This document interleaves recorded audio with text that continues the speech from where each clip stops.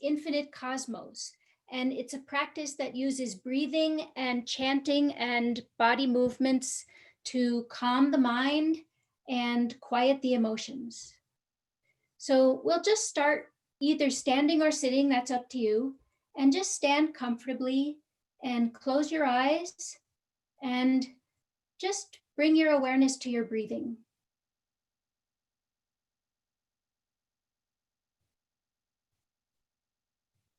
So we're going to do the practice, and then we'll stop and I'll answer questions. And then if we have more time, we'll practice again. So just quietly watching your breath.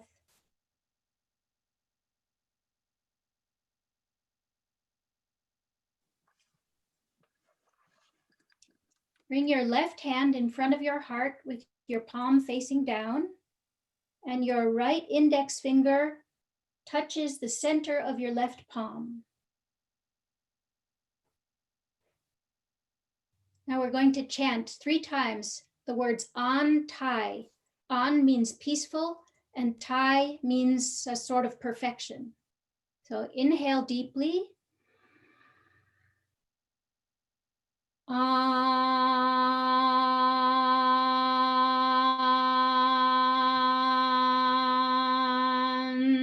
Tai.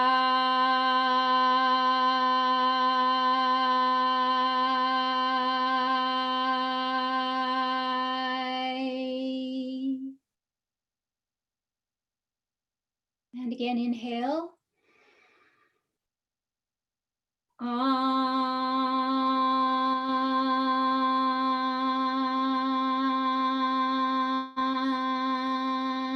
Tai.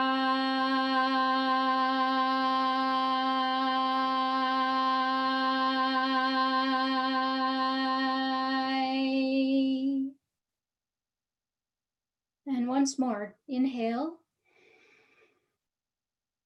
An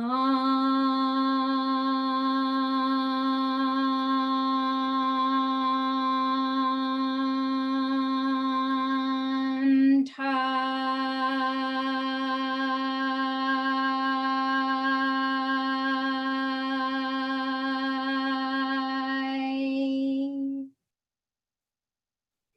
Now we're going to harmonize yin and yang, or heaven and earth.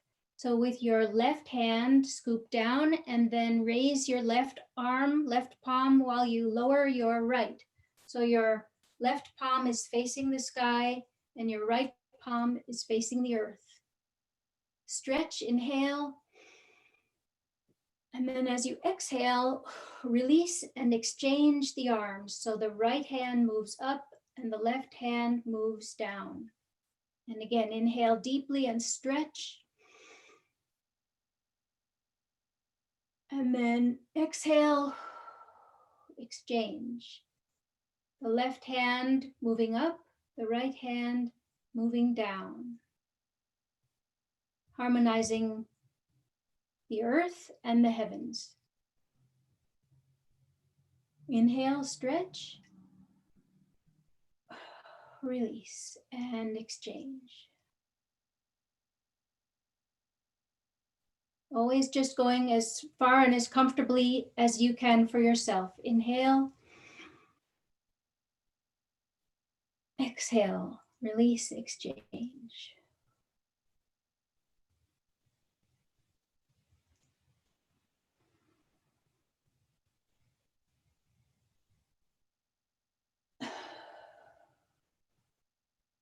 Right hand moves up while the left hand moves down.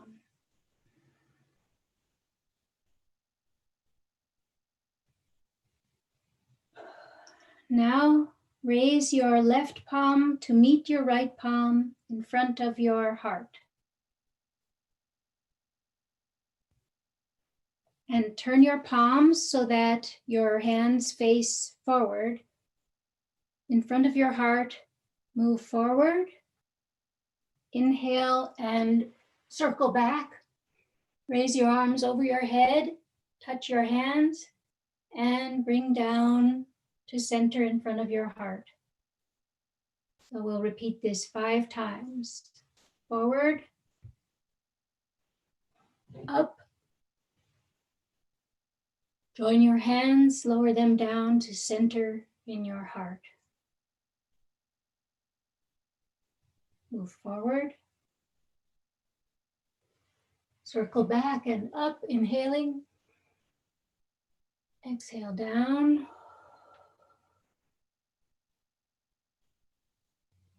Two more times. Move forward.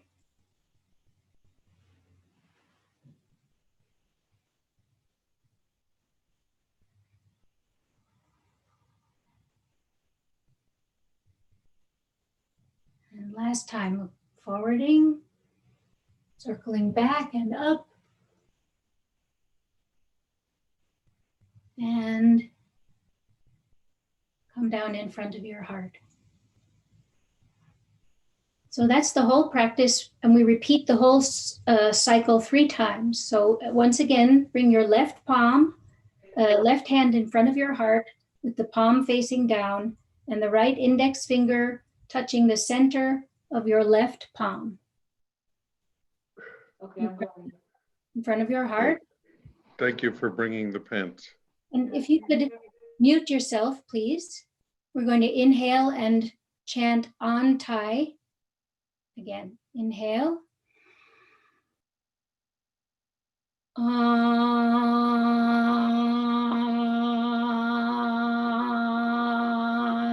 Thai.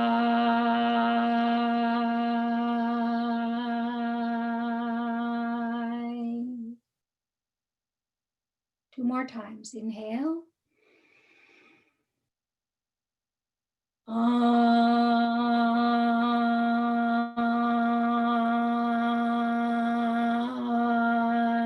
Thai.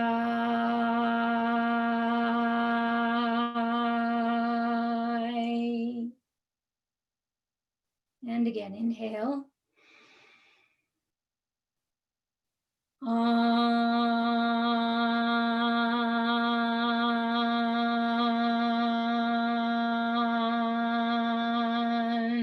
Thai.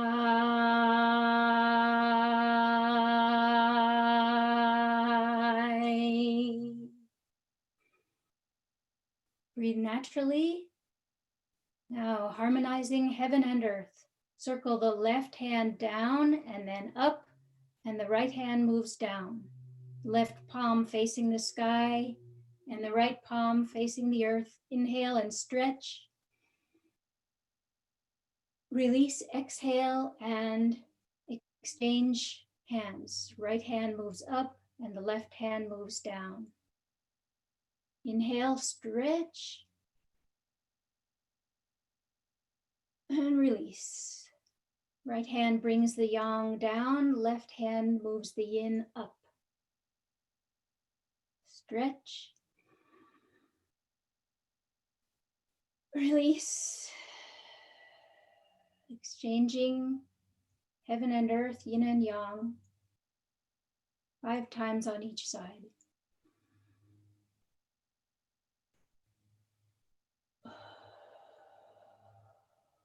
You can close your eyes if you want to feel how this feels inside yourself. Inhale, stretch, release.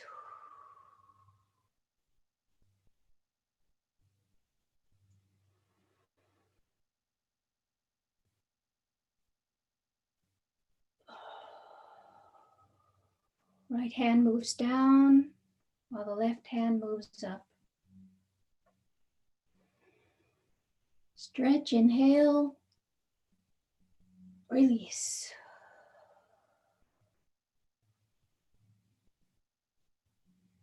Stretching the right hand up and the left hand down. Release and bring the palms together in front of your heart.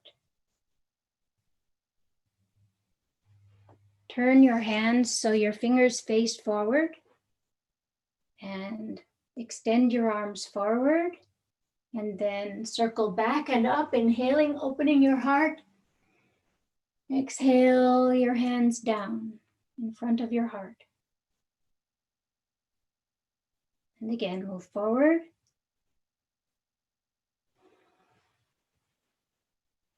Inhale up. Center in front of your heart. 3 more times. Move your hands forward. Inhale, open your heart. Circle hands up.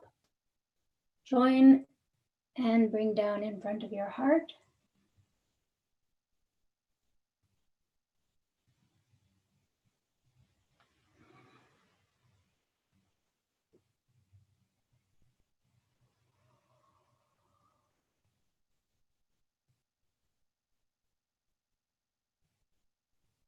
And last time, circle back. Join your hands together. And bring them in front of your heart, centering in your heart, which is the seat of awareness and higher consciousness. And we'll repeat one more time. So bring your left palm in front of your heart, facing down. Right index finger touches the center of your left palm. We'll pronounce Antai. Inhale.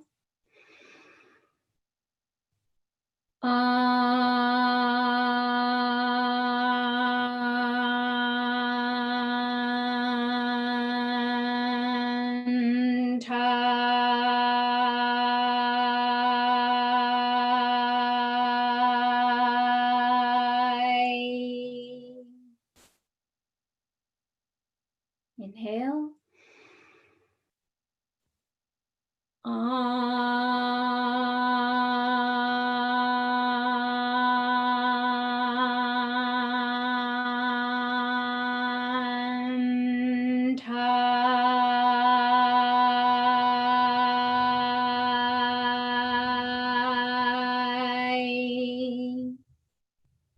And one more time, inhale.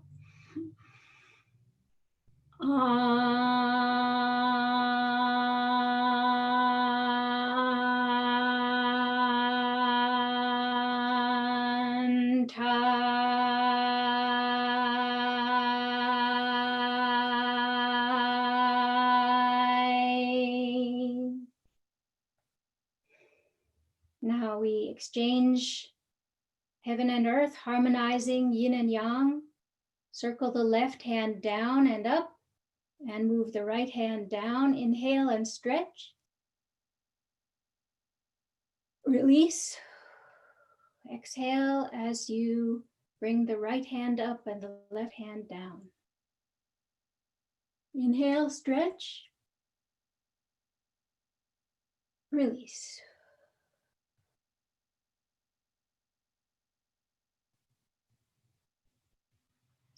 Left hand up, right hand down. Inhale.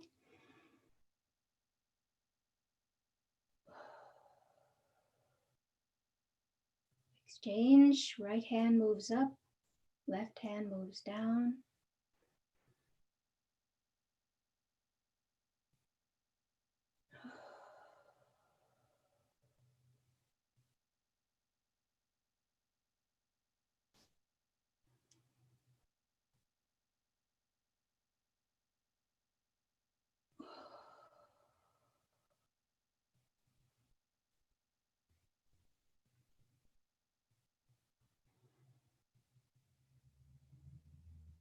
Inhale, stretch, release, and bring your hands together in front of your heart.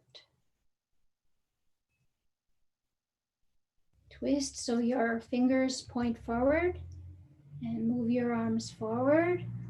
Inhale, circle them back, opening your heart, joining your hands above your head, and bring them down in front of your heart. We repeat that 4 more times. Forward, inhale up and back.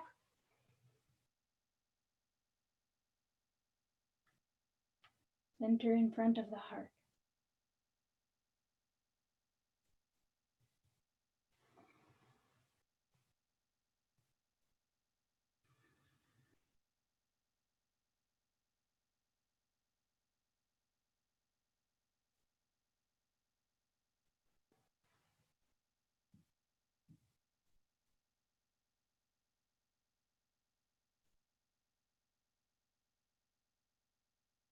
And last time, circle back. Bring hands in front of the heart. And now we'll finish. We bring our arms out to the sides, cross in front of your body, then make fists. And as you exhale, and gather the pure energy from heaven and bring it down inside yourself to your low belly and rub your low belly. Rub your hands together, generating clean energy. Wash your face with the clean energy.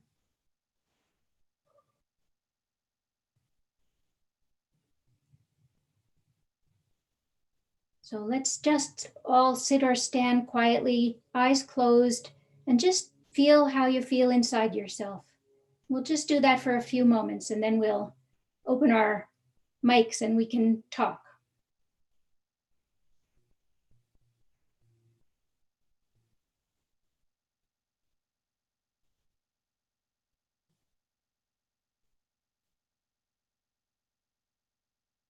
Okay, everybody. So does anyone have any questions about the practice?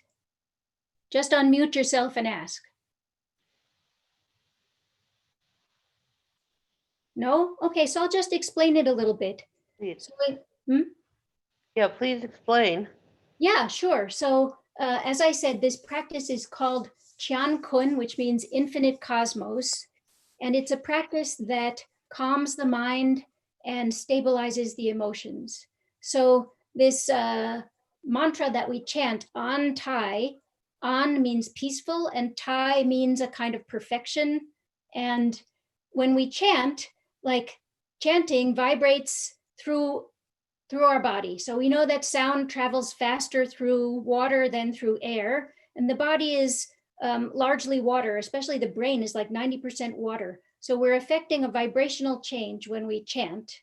And then exchanging or harmonizing yin and yang. So Chinese medicine looks at everything in terms of pairs of opposites. And when they're harmonious, when they work well together, then stability and health follow. So this is how we're harmonizing, mixing heaven and earth. And then this part, so this is the heart mudra or heart, it's a heart stabilizing position. And we're moving forward, we're opening up the heart. And then we bring ourselves back to our own heart, which is our true center. And then that little bit at the end, I feel like that's really symbolic because where does your power come from? It comes from your stable heart, where your courage comes from, and that's where your power comes from. So you can be very peaceful and calm, and there's real strength in that. So thanks for practicing with me, everybody, and let's have a wonderful day together. Naomi, thank you. That was amazing. Thank Yeah, you it so was. much, Naomi. Is Thanks, there more Naomi. to it than just Thanks. what we Thank you, did? Naomi. Happy Is there to- more to it than what we did? Is there other practices? Yeah, so this is a very short portion. There's thousands of practices of Qigong, but this is a short portion of one form. And this short portion, it's easy to learn and you can practice it anywhere and it doesn't take much time. But if you get into more classes, the whole routine takes about 35, 40 minutes. And there's significance to every movement that you make. So you're using your body, your breathing, and sound to make these real energetic changes. And Should have been doing a lot of some yoga, awesome. but I haven't ever done this stuff.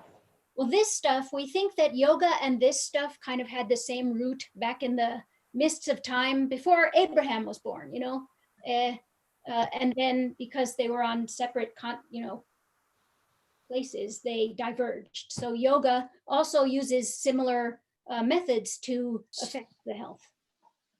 Yeah. Thank Yeah. you. Oh, Thank you so much. Thanks. Thank It you. was awesome. It's a good way to bring us into the spiritual Yeah, I was thinking about what Rabbi Dan said. He was quoting Viktor Frankl last night and saying, really, people can take everything from you except your attitude and how you feel inside yourself. And so for me, Qigong really helps me to claim that like authority over how I feel.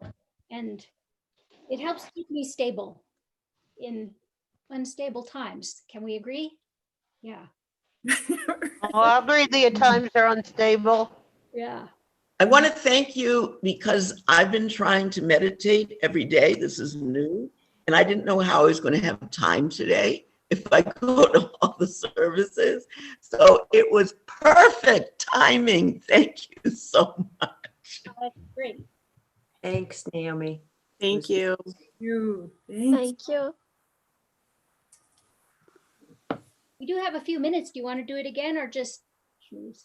Up to you. I have a question, Naomi. Yeah.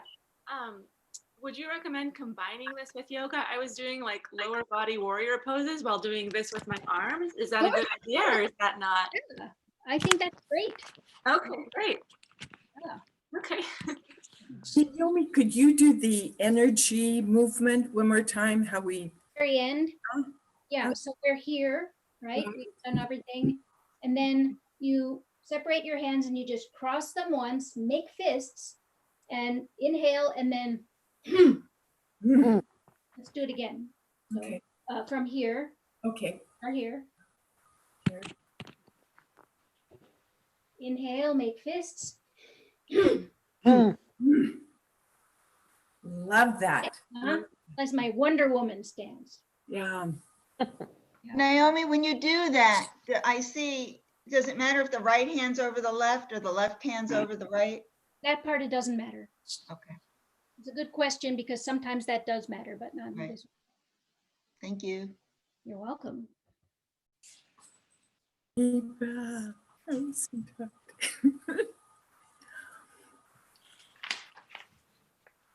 So good to see everybody. It is. It's just amazing. Yeah. I may be by myself. My husband, for the first time in our married life, is teaching on Yom Kippur because No he way. doesn't know how to ask somebody else to do the virtual teaching. It's just Ah, one more level of complication, and the mhm. students can't afford to miss. Oh, that's too bad. I asked for the whole day at my school too, but I decided just give everyone a book to read all day long. Right. Yeah. So Yeah, they could actually do that. he's a professor at the college, and I don't know if he would understand how to transport his class to somebody else. And I'm not sure the person would understand how to take over. You know, Debbie, maybe he can join in later, you know, He will. everybody. Yeah, He everybody. will. He just has to do what he has to do. It's unusual times. Yeah, But you know, it's the Greg, first time since we were married that he taught on Yom Kippur. yeah, it's unusual times, as you said. Greg joined me last night, but he's got some things he's got to deal with, you know, today. Maybe he'll join in a little bit later. You know, it's no judgment. Everybody's got to kind of try to figure it out. It's so crazy right Yeah. now. Oh, by the way, Addie, I am not a potato farmer. My potatoes are this big and I had about 6 of them. Good thing I can go and buy them at 30 cents a pound. Oh, well, I don't know, maybe it was your seed. I don't know. I just used an Albertson potato. The plant was beautiful the whole summer. Oh, okay. Then that Or- was probably a phosphorus, maybe a potassium issue, maybe too much nitrogen. I don't know. It's okay. As I said, it was sort of fun to do. I just was expecting a little better results. People pay a lot of money for mini potatoes, though. Yeah, but I wanted big potatoes. Well, I'm Maybe proud I you tried. try again with a real seed potato next year, as opposed to something I pulled out of the potato bag that was rooting. Well, you live close. I'll walk over. Well, it's too late now. I killed the Well, plant. Yeah, but for Next year. I'll yeah, get you next year. crop year 21. Yeah. It was fun though. Mm-hmm. I had this idea I was being successful because the plant was big and luxurious, but there weren't any taters. Well, there were 6 teeny, yeah, the little ones. Mm-hmm. Well, harvest is going really well. We Well, had some impact from the smoke on our late season varieties, but our early and mid varieties missed the smoke, and so they're okay. But our later varieties just couldn't photosynthesize underneath of that heavy cast, so our yield is lower. Maybe that's what affected the other potatoes too. Debbie's Yeah. potatoes. No. Doesn't matter. I'm doing okay on my squash crop. And I have a lot of cool herbs and kale. I don't keep a home garden anymore. Well, yeah, you garden the world. This is the first year I tried to do a lot of real food in my yard, though. Yeah, Ben is out. He's on a 3-week deployment up in Canada, and he's fasting while he's trying to do this training. That might I'm not glad be a I'm good, not doing that. that might not be a good idea. I'm glad he's home. Well, sort of home. This side of I'm the glad world. he's in a safer place. That's true. Addie, who's he deployed with? What branch? He's in the Army. He just got back from 10.5 months in Afghanistan, and now he's just doing a short 3-weeker up in Canada. Right. Well, yeah, safer place, that's for sure. How long has he been in? Oh, 4 or 5 years now. He went in the day after he turned 17. Yep. Yeah, because my husband spent almost 23 years in the Air Force. Oh. Yeah. We weren't married at the time that he was in the Air Force, but I know some of the stories, and we've got the base here in town, and I do some volunteer work out there also in the chapel. Oh, okay. Yeah, trying to do some outreach to whatever Jewish service personnel come in. It's kind of hit and miss. I But think Melissa came through Mountain Home, but I'm not sure. Is Melissa on? Melissa Whalen and Craig. Oh, yeah. But I'm not quite sure. They could have come through Gowan, but I thought they were in Mountain Home when they first got here. I think you were right. Yeah. But that was a long time ago. Yeah, there's not a lot of Jewish people out on the base. They kind of come and go. They come for a little while, and then they end up going to a different base. But I try to at least let people know that I'm here and available if anybody wants to connect. Good. So, And yeah. Reba, thank you for all the work you're doing with that. That's amazing. Thanks, Molly. It gets a little frustrating at times just because I don't get a lot of contact, but every once in a while there's a family that was here for a while, and now they're in either North or South Carolina, and I'm still in touch with them. So made a nice connection with them. Yeah, what a mitzvah.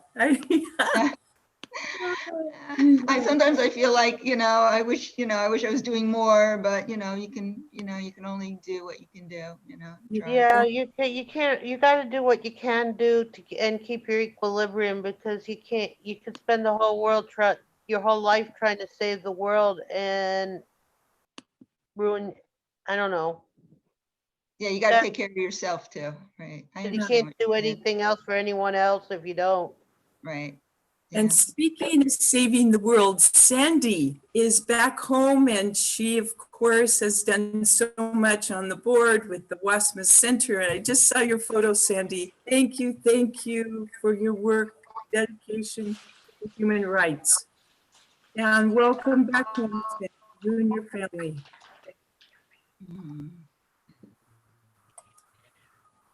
When you say you have to do what you can, this is going to be the first year in at least 45 years that I've been having something to drink on Yom Kippur, because I'm very afraid of getting any kind of ill feeling physically because of these times that you know, you don't want to suddenly feel faint and wonder, do you have the COVID? And you find yourself doing modifications that are challenging, but you have to stay as healthy as you can.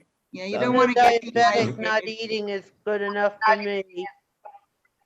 Yeah. But And just, I is always anybody have, here?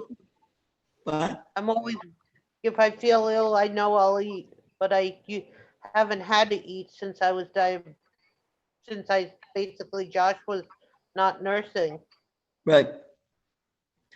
And Josh is 27, so it's been a while. Yeah. Yeah, Is you don't want to anybody- get dehydrated or get No, sick. Sometimes people no. have to take medicine and you need to take Yeah. a little bit of I food. made the mistake of taking my diabetes medicine, so we'll see if I make it through the fast. Usually I'll skip the stuff that lowers your sugar on the theory that if I'm not eating anything, you don't need to lower your sugar. Mm, But I forgot to do that and took the whole handful, so we'll see. yeah. Mhm. Well, if you have to eat something, you do. I will, I'm not proud. Yeah. You don't want to. Judaism is a very practical religion. And for health, you know, you can take care of yourself. That's what I love about Judaism. I do feel it's too. very realistic and practical. Mhm.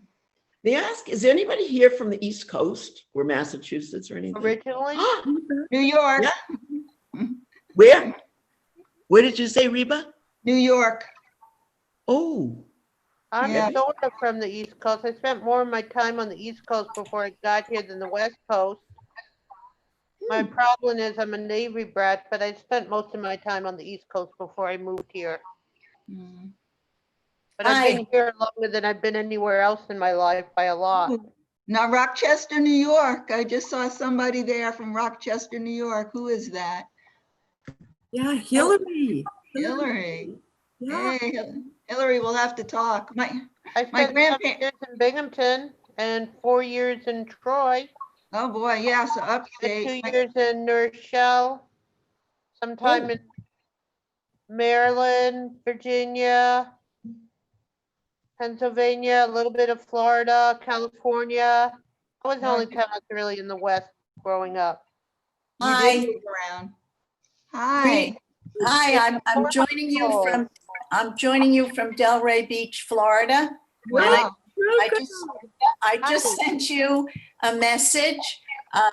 Come out west on occasion and decided to see what some Western congregations were doing. Well, welcome. We're New Yorkers, but we got trapped in Florida this year, so here we are in Florida. And if you read my message, we come out west to fly fish. Yes, but we got trapped in Florida. And anyway, I'm an equal opportunity synagogue Yom Kippur watcher. I have explored services last night and today at Temple Israel in Boston, at Park Avenue Synagogue in New York City, at Temple Sinai in Summit, New Jersey. Where else have I been? Park Avenue Synagogue, B'nai Jeshurun. I've been all over. Well, welcome everyone. This is Tamara. I'm going to mute you all now and we'll get started. Good morning. morning. Morning.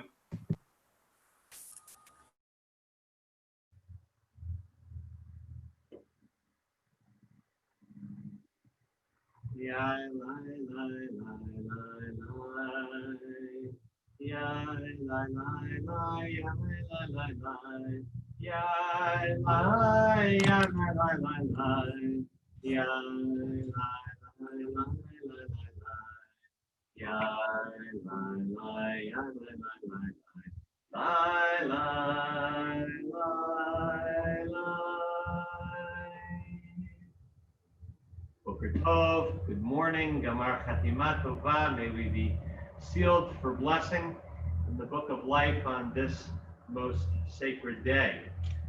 If you haven't done so, even though you're remote, maybe especially because you're remote, this is the time to turn off all your devices that you're not using to be present for Yom Kippur, so your phone is not ringing in the middle of your service. So settle in, take a breath, turn off all of the distractions, and we will continue on this sacred morning. Poem by Leah Goldberg.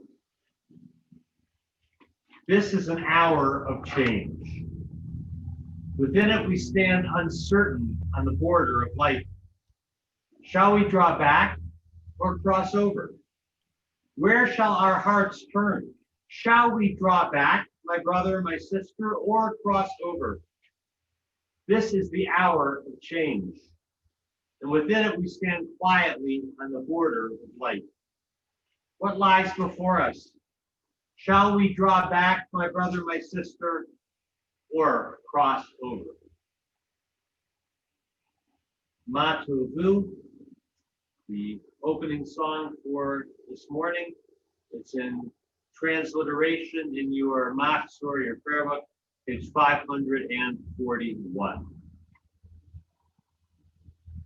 Ma Tovu, Ma Tovu, Ola Hayakov, Mishkanotecha Yisrael, Ma Tovu, Ma Tovu, Ola Hayakov, Mishkanotecha Yisrael.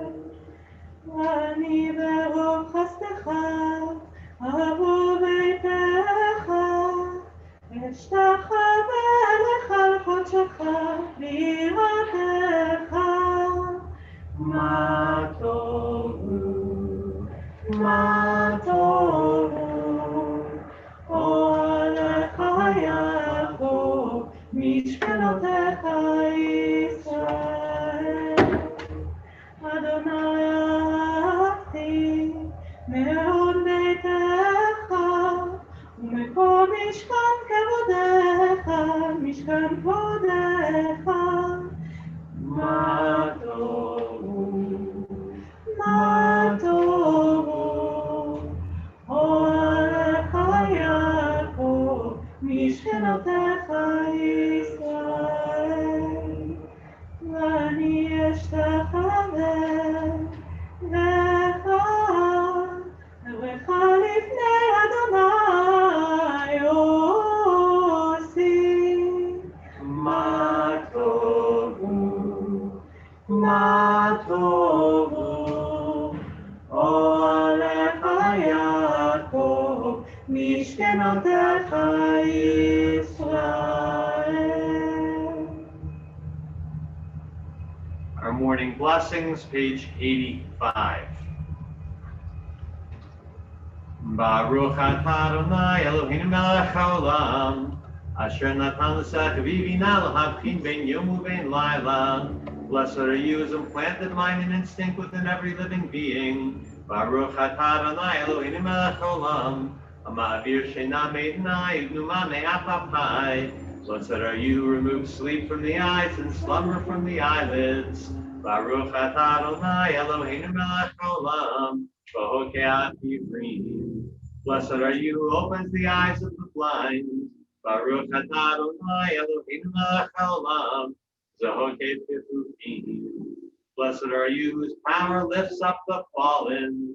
Baruch atah Adonai Eloheinu melech haolam, anoten la'ya'et koach. Blessed are you who give strength to the weary. Baruch atah Adonai Eloheinu melech haolam, hameichim mitzadei gaber. Blessed are you who makes firm each person's steps. Baruch atah Adonai Eloheinu melech haolam, ba'al bisharumim. Blessed are you who provides clothes for the naked. Baruch atah Adonai Eloheinu melech haolam, shasani ben chorim. Blessed are you who has made me to be free. Baruch atah Adonai Eloheinu melech haolam, shasani Yisrael. Blessed are you who has made me a Jew. Baruch atah Adonai Eloheinu melech haolam, ohozer Yisrael b'gvura. Blessed are you who girds our people Israel with strength. Baruch atah Adonai Eloheinu melech haolam, oker Yisrael b'tifara. Blessed are you who crowns Israel with glory. Baruch atah Adonai Eloheinu melech haolam, asher yitzar et ha'adam b'chokmah u'baravo negadim negadim chalulim chalulim.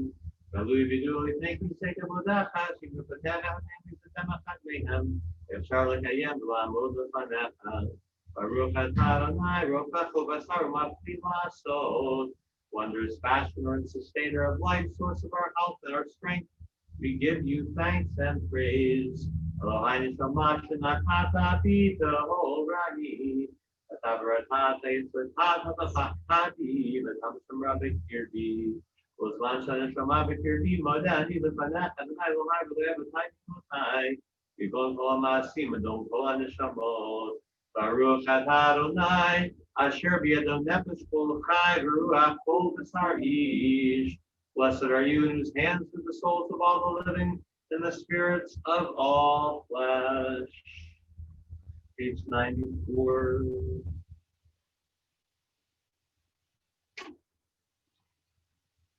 Hallelujah, hallelujah, hallelujah, hallelujah, hallelujah, hallelujah.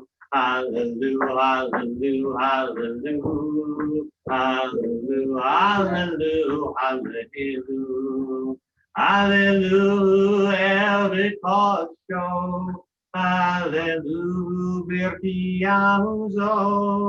Hallelujah, bigurota. Hallelujah, kerokuno.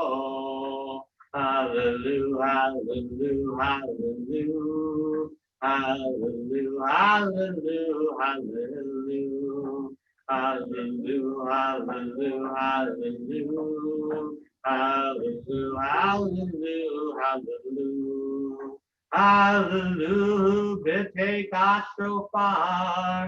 Hallelujah, benevolent chinor. Hallelujah, betokum makol. Hallelujah, minim lugav. Hallelujah, hallelujah, hallelujah, hallelujah, hallelujah, hallelujah. Hallelujah, hallelujah, hallelujah, hallelujah, hallelujah, hallelujah. Hallelujah, Betzilzele Shama. Hallelujah, Betzilzele Trua. Kolan Shama. Hallelujah, hallelujah, hallelujah. Hallelujah, hallelujah, hallelujah, hallelujah, hallelujah, hallelujah. Hallelujah, hallelujah, hallelujah, hallelujah, hallelujah, hallelujah.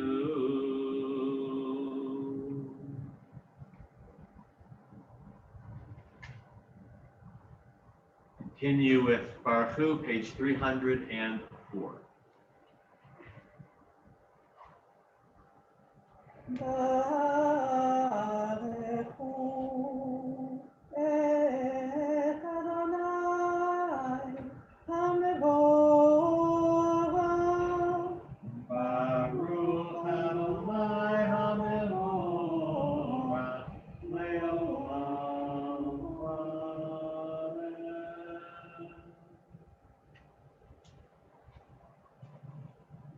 A poem by Rachel Kahn, Forgiveness is for the Giving.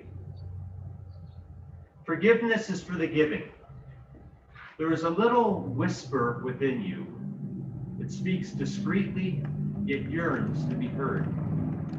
The world is ending to begin again.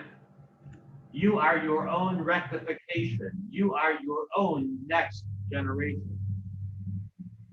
Forgiveness is for the giving. Round out your harsh angling, return eternal. You have been restored. Every breath is a second chance. Make no mistake, your daily awakening is proof positive of a mercy beyond comprehension. Having been given so much, what use is there in withholding? Your heart is a hive, a buzz. Love wants to spill honey through the floodgates. Baruch atah Adonai Yotzer HaMeorot. Baruch atah Adonai Habocher Bi'amo Yisrael B'Ahava. Middle of page 306. Shema Yisrael Adonai Eloheinu Adonai Echad. Baruch Shem Kadosh Baruch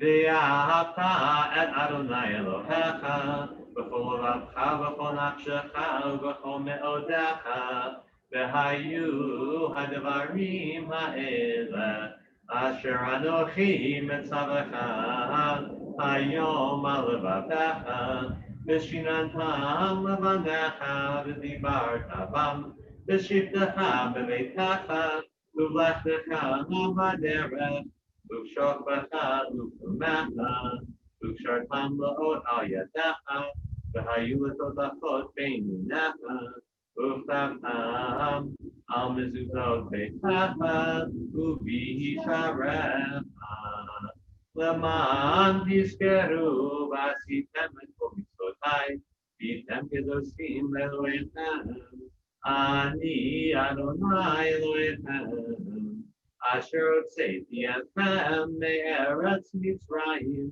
להיות לכם לאלוהים אני אדוני אלוהיכם אדוני אלוהיכם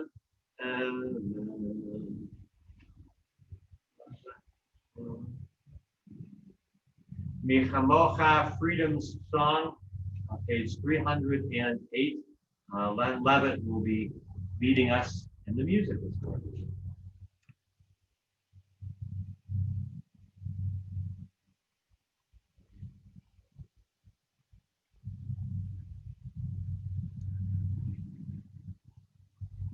Okay, I'm unmuted.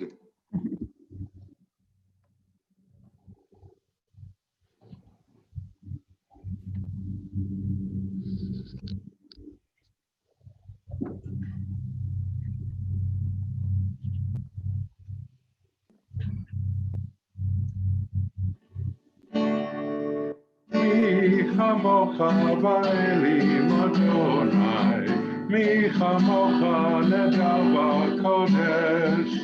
Mi chamocha va'elim Adonai, mi chamocha nedav kodesh.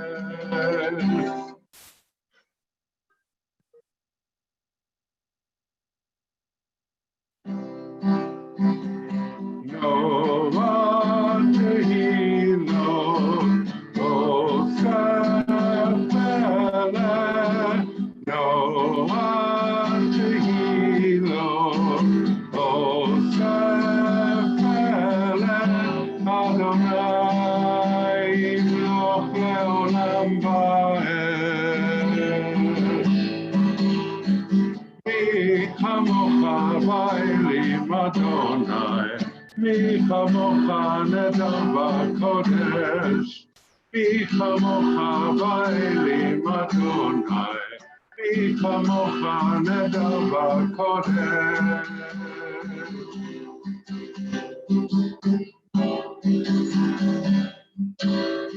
Malchutecha u'banecha, bokeh yam lifnei Moshe, ve'li anu v'amaru, ve'li anu v'amaru, Adonai imloch leolam va'ed.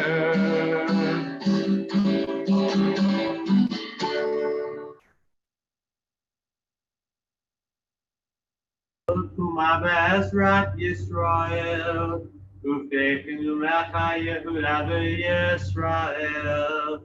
Go aleinu Adonai tzebaot shemo, Kedosh Yisrael. Baruch atah Adonai, Ka'al Yisrael.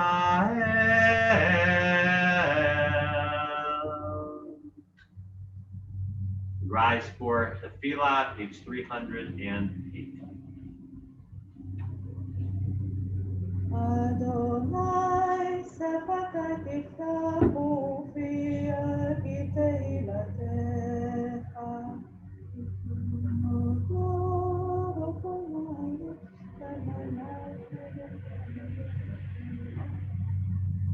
ברוך אתה אדוני, אלוהינו, אלוהי אבותינו ואמותינו, אלוהי אברהם, אלוהי יצחק ואלוהי יעקב, אלוהי שרה, אלוהי רבקה, אלוהי רחל ואלוהי לאה, האל הגדול, הגיבור והנורא, אל עליון, גומר חסדים טובים, וקונה הכל, וזוכר חסדי אבות ואמהות, ומביא גאולה לבני בניהם, למען שמו באהבה. זוכרנו לחיים, מלך חפץ בחיים, וחותנו בספר חיים, למענך אלוהים חיים. מלך עוזר ומושיע ומגן, ברוך אתה אדוני, מגן אברהם בעזרת שרה.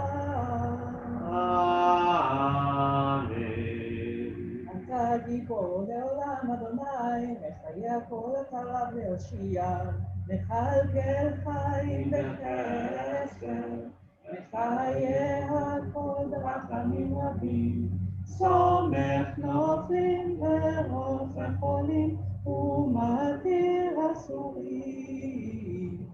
ומקיים אמונתו משני עפר.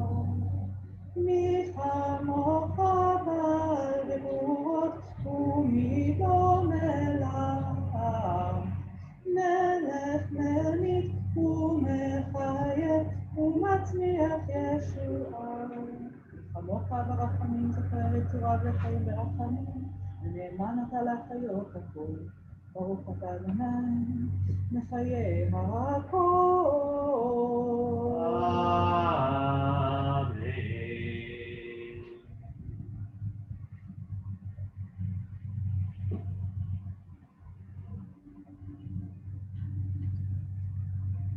So our next passage, the medieval piyut known as Unatana Tokef, contains the most powerful and terrifying words we speak on the days of awe. It reminds us that on this day, God determines who will live and who will die, who will be tranquil, who will be troubled.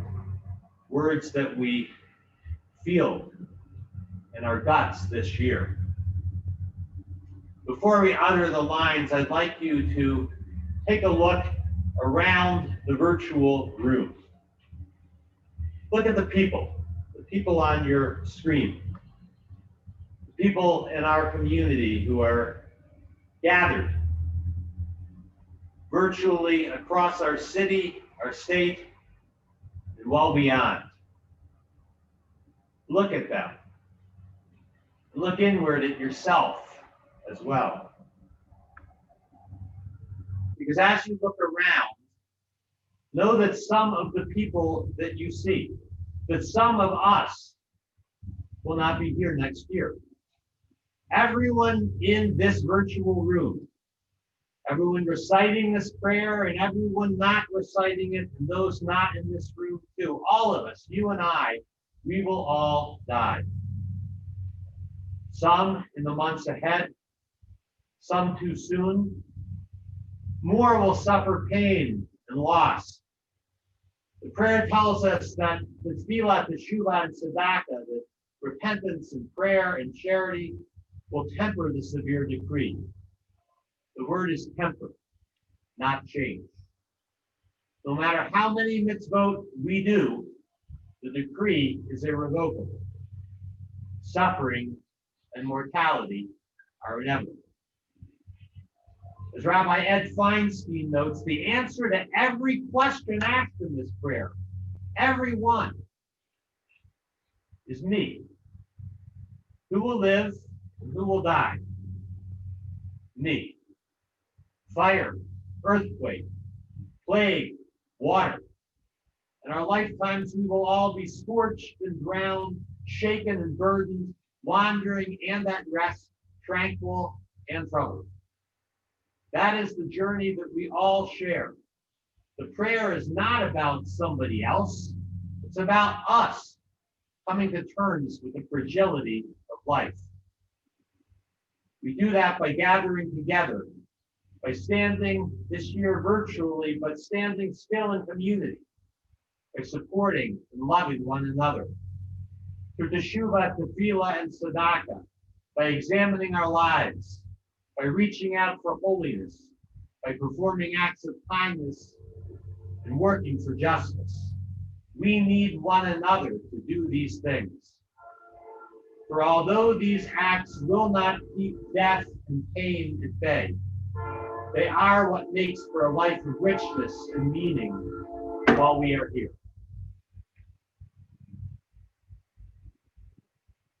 As Rabbi Noah Kushner notes, in the end, the question that Unatana Tokef asks us is this: given that I am going to die, given that my death is a fact, what will I make of my life?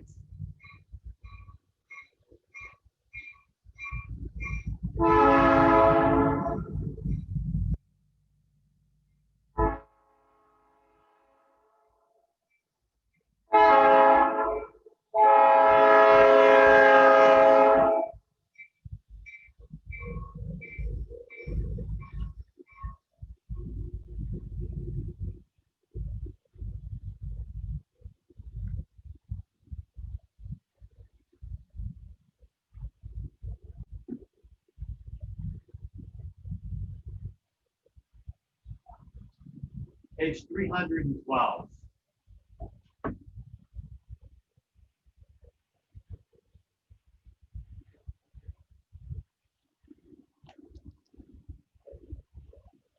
ונתן את תוקף קדושת היום, עיגון נורא ואיום, ובו תינשא מלכותך, ותיכון בחסד כיסאך, ותשב עליו באמת.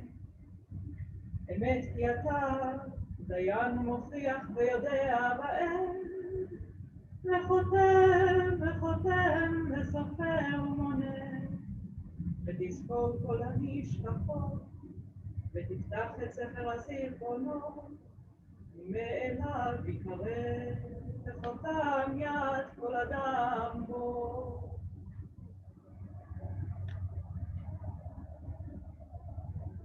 You open the book of our days, you write and you seal, record and recount, and what is written there proclaims itself, for it bears the signature of every human being.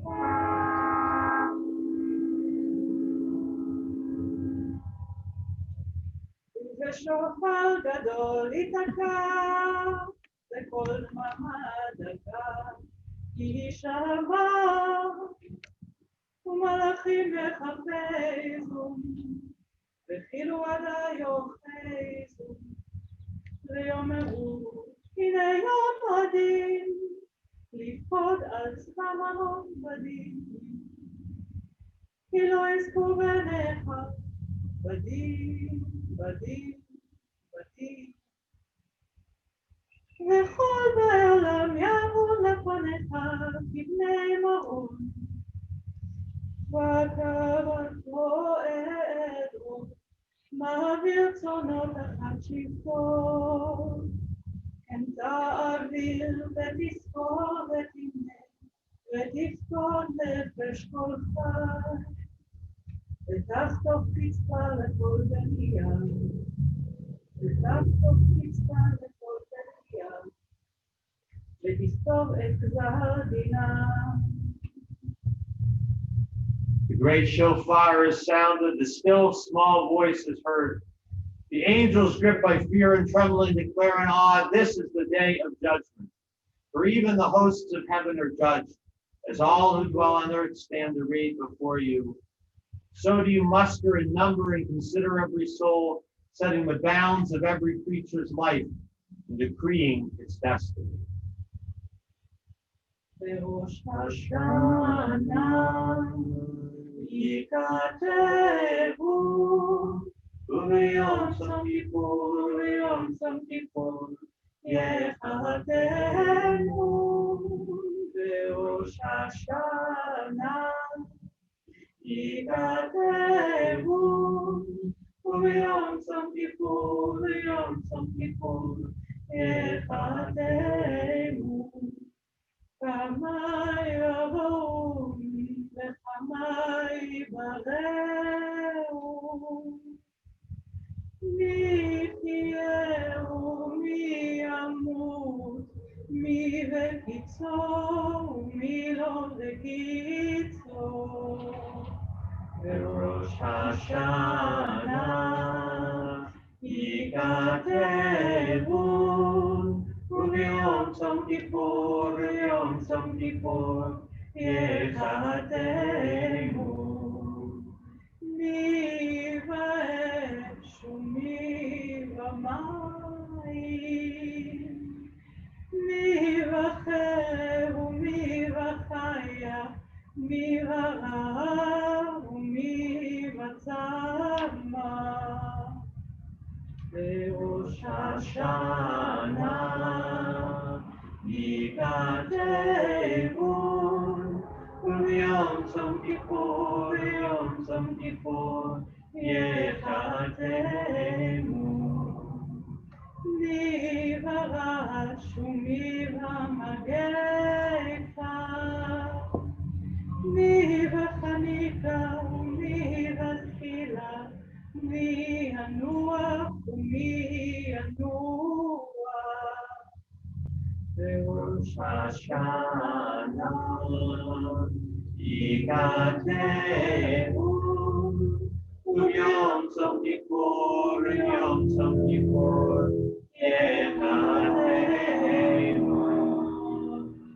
מי ישחית ומי יטורף, מי ישלב ומי יתייסר, מי יעני ומי יעשיר, מי יושפל ומי יעוף. בראש השנה ייכתבו, וביום צום כיפור, ביום צום כיפור יחתמו. ותשובה ותפילה וצדקה מעבירים את רוע הזרע. On Rosh Hashanah, it is written, on Yom Kippur, it is sealed. How many shall pass on? How many shall come to be? Who shall live and who shall die? Who shall see ripe age and who shall not? Who shall perish by fire and who by water? Who by sword and who by beast? Who by hunger and who by thirst? Who by earthquake and who by plague? Who by strangling and who by stoning? Who shall be secure? Who shall be driven? Who shall be tranquil and who shall be troubled? Who shall be poor and who shall be rich? Who shall be humbled and who exalted? But turning prayer and justice temper judgments, severe decree. כי חשיבך כן תהילתך, אשר יפרוץ ונוח ברצון. כי לא תחפוץ במות המת, כי אם בשובו מדרכו וחיה. ועד ימותו תחכה לו, אם ישוב מיד תקבלו. אמת כי אתה הוא יצרן ויודע יצרן, כי הם בשר ודם. You have created us and you know what we are. We are but flesh and blood. האדם יסודו מעפר, וסופו לעפר. בנפשו יביא לחמו, משול כפרס הנשבר. כחציר יבש וחציץ מעובד, אצל עובר וחנן כלה, וברוח נושבת, וטבח פורח, ובחלום יהוד. ואתה מלך, וחי וקיים. Our origin is dust, and dust our end. Each of us is a shattered urn, grass that must wither, a flower that will fade, a shadow moving on, a cloud passing by, a particle of dust floating on the wind, a dream soon forgotten. But you are the Holy One, the everlasting God. נקדש את שמך בעולם, כשם שמקדישים אותו בשמי מרום, כך כתוב על יד נביאך, וכרז זה ואמר, קדוש קדוש קדוש אדוני צבאות, מלוא כל הארץ כבודו, אדיר אדירנו אדוני אדוננו, מה אדיר שמך בכל הארץ, ברוך כבוד אדוני ממקומו, אחד הוא אלוהינו, אבינו מלכנו מושיענו, והוא ישמיענו, ברחמיו לעיני כל חי, אני אדוני אלוהיכם, ימלוך אדוני לעולם. Elohai Zion, Ledor Vador, Hallelujah. Ledor Vador Nagi God Lecha, Lenitzachim Nitzachim Kedushat Hanakish, Shifta Eloheinu Mipinu Lo Yamush, Leolam Vaed. Continue with our tefillah silently with your own heart's prayers or meditations, or the Hebrew or the English, pages 316 through page 322.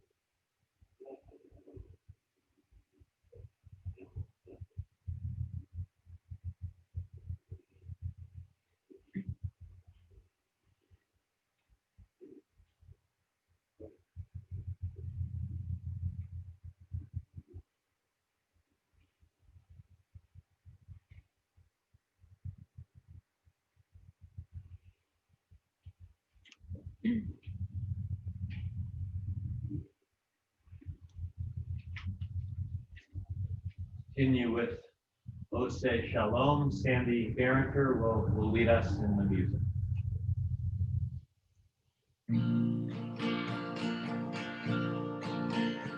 Oh, say shalom, shalom, mama. Oh, yeah, say shalom, aleinu. Ve'achol Yisrael, ve'imhu amen. Oh, yeah, say shalom. Aleinu ve'achol Yisrael, ve'imhu amen. Oh, say shalom, shalom, b'mama. Booyah, say shalom aleinu. Ve'achol Yisrael, ve'imhu amen. Ve'achol Yisrael, ve'imhu amen.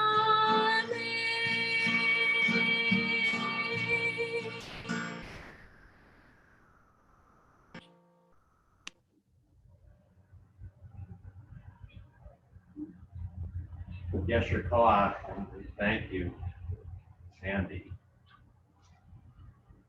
Our vidui, our confession of our failings, begins on page 324.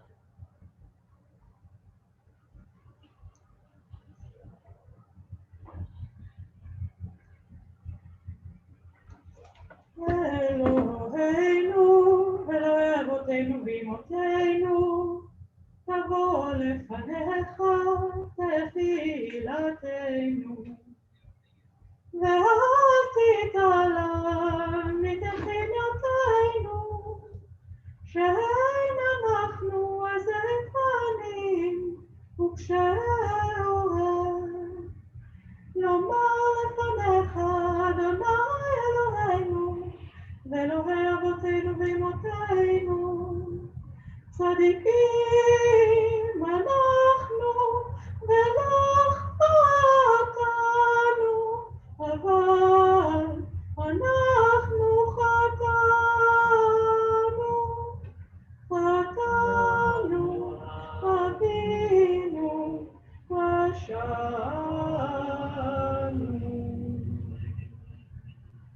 Page 327. אשמנו, Ashamnu, בגדנו, גזלנו, דיברנו דופי, הבינו, והרשענו, זדנו, חמסנו, טפלנו שקר, יעצנו רע, כיזבנו, לחצנו, מרדנו, ניאצנו, שררנו, אבינו, עשנו, שררנו, אישינו עורב, רשענו, שחטנו, תיעבנו, טעינו, תיעתנו.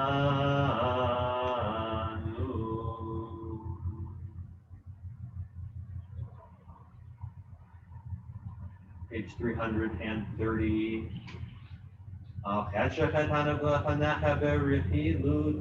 The sin we have committed against you by malicious gossip. The sin we have committed against you by sexual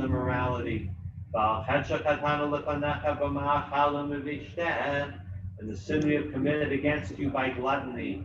Al chetshechatanu lefanecha b'tzarut ayin, the sin we have committed against you by narrow-mindedness. Al chetshechatanu lefanecha b'chachashu b'chazav, the sin we have committed against you by fraud and by falsehood. Al chetshechatanu lefanecha b'sinat chinam, and the sin we have committed against you by hating without cause. Al chetshechatanu lefanecha b'nitiyat galon, the sin we have committed against you by our arrogance.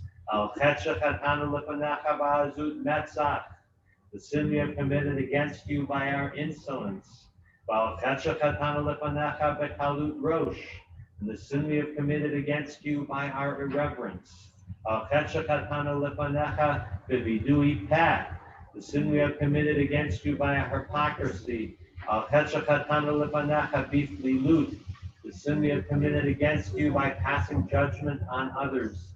Al chetshechatanu lefanecha b'neshech u'b'marbit, and the sin we have committed against you by exploiting the weak. Al chetshechatanu lefanecha b'chapat shochad, the sin we have committed against you by taking and giving bribes.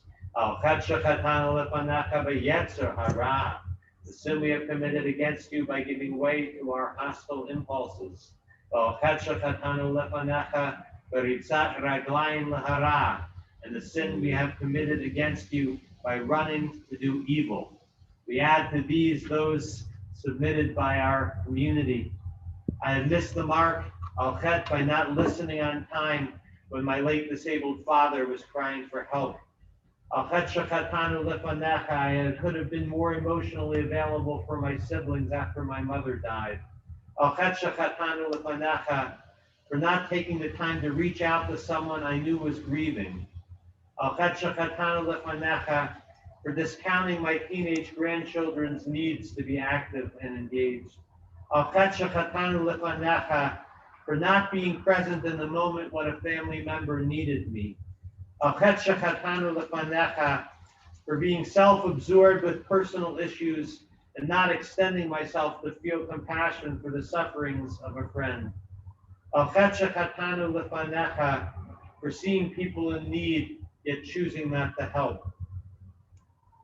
Al chetshechatanu lefanecha, a dear friend lost her husband too young, and I was hesitant to intrude, and then time slipped by, and I felt awkward for taking so long to contact her. And when I did communicate her, I felt that I can never get back those days of misconsolation.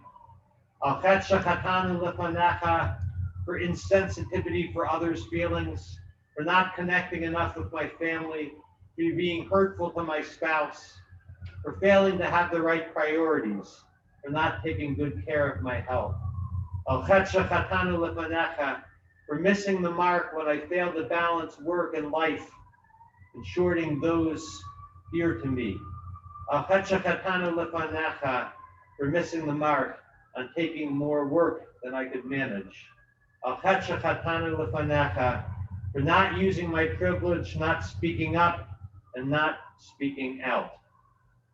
Al kulam Eloha slichot machal lanu, slach lanu, machal lanu, kaper lanu.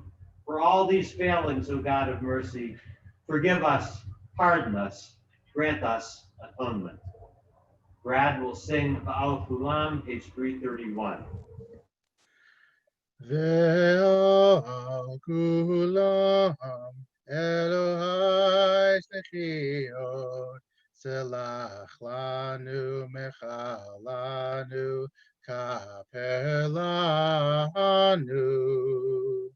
Ve'al kulam Elohai slichot, selach lanu, mechal lanu, kaper lanu.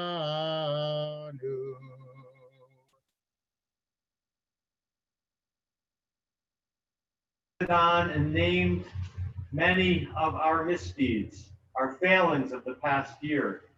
I invite you to take a moment to close your eyes, reflect on some of your successes, your acts of kindness and generosity. In making teshuvah, in turning and transforming ourselves in the coming year. May we strive to make more of those moments, of the ones that matter most in a human life.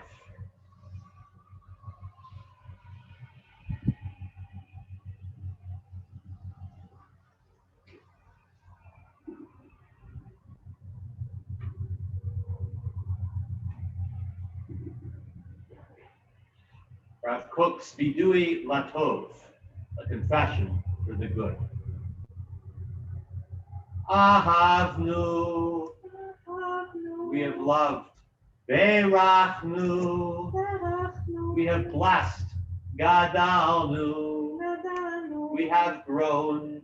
Dibarnu dofi, we have spoken positively. Ha'elinu, we have raised up.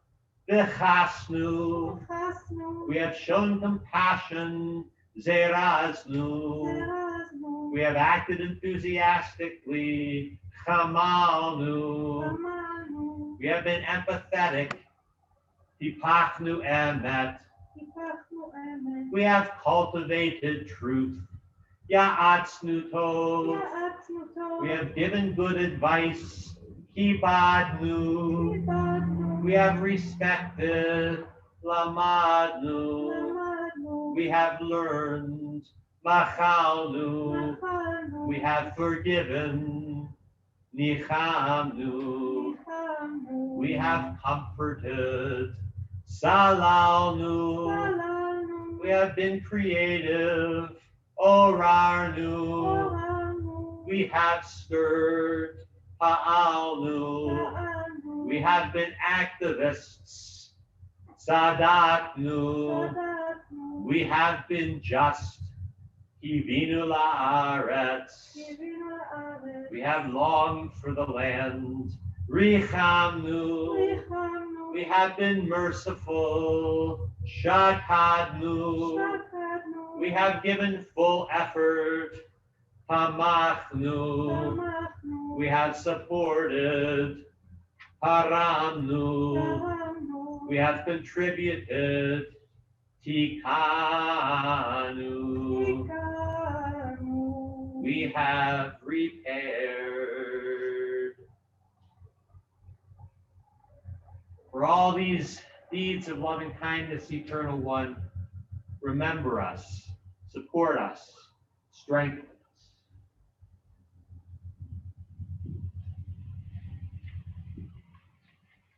Page 339, Avinu Malkeinu. אבינו מלכנו, חטאנו לפניך. אבינו מלכנו, מחזירנו בתשובה שלמה לפניך. אבינו מלכנו, סלח ומכלה כל עוונותינו. אבינו מלכנו, חמול עלינו, ועלול עלינו ותעתנו. אבינו מלכנו, קל גבר וחרב ורעב מעלינו. אבינו מלכנו, אבינו מלכנו, כותבנו בספר חיים טובים. אבינו מלכנו, חדש עלינו, חדש עלינו, שנה טובה. אבינו מלכנו, אבינו מלכנו, עשה עמנו למען שמך. אבינו מלכנו, קבל ברחמים וברצון את תפילתנו. אבינו מלכנו, פנינו עלינו. אבינו מלכנו, פנינו עלינו, כי אין בנו מעשים. עשה עמנו צדקה וחסד.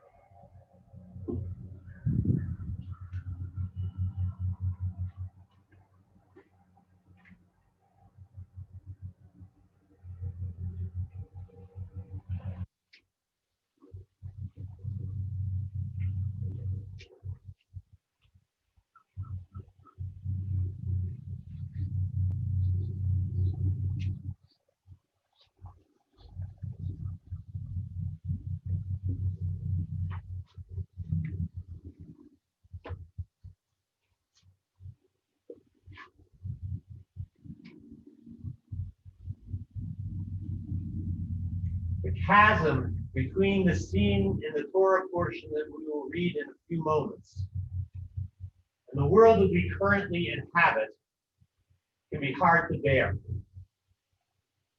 The parsha begins at Atem Nitzavim Hayom. Today you stand assembled, all of you, before the Holy One. From here it paints a picture of a community in stunning solidarity with one another. Leaders, elders, common laborers, rich and poor, men, women, children, and very significantly, the foreigners within the encampment. Indeed, Moses insists that the covenantal bonds transcend time and space, embracing both those who are physically present with him and countless generations yet to be born, including ourselves and our posterity. It is a gorgeous vision, but it's hard to reconcile with the state of affairs in the opening weeks of 5781. Most days, as Nicholas Kristof noted in a recent column, it feels like the social fabric is unraveling, as if the shared understanding of reality that is the basis for any society is ending. In one voice, our ancestors pledged Na'aseh v'nishma. We will act and understand together. And us, in the midst of a raging pandemic, we can't even agree to all wear masks. So how do we stop the unraveling? How do we restore a sense of the common good? I have far more questions than answers. I certainly have no earth-breaking solutions to the polarization that threatens to undo both American and Israeli democracy. But in the spirit of this morning's Torah portion, I would like to share two foundational Jewish teachings that just might help us get started. I begin with a well-known story from the Midrash, as taught by Rabbi Shimon Bar Yochai. The group of travelers were on a ship when one of them pulls out a drill and starts boring a hole between his feet on the floor of the boat. The others shout, "What are you doing?" The man replies, "What do you care? I'm not bothering you. I'm only drilling beneath my own seat." To which they exclaim, "How can you fail to see that the water will flood the entire ship and sink us all?" Community begins with the recognition that we are all in the same boat and therefore dependent on one another. My teacher, Rabbi Shai Held, frequently reminds his students that in response to the false and insidious American myth of the rugged individualist, Mark Twain wryly noted that a self-made man is like a self-laid egg. No one stands on their own.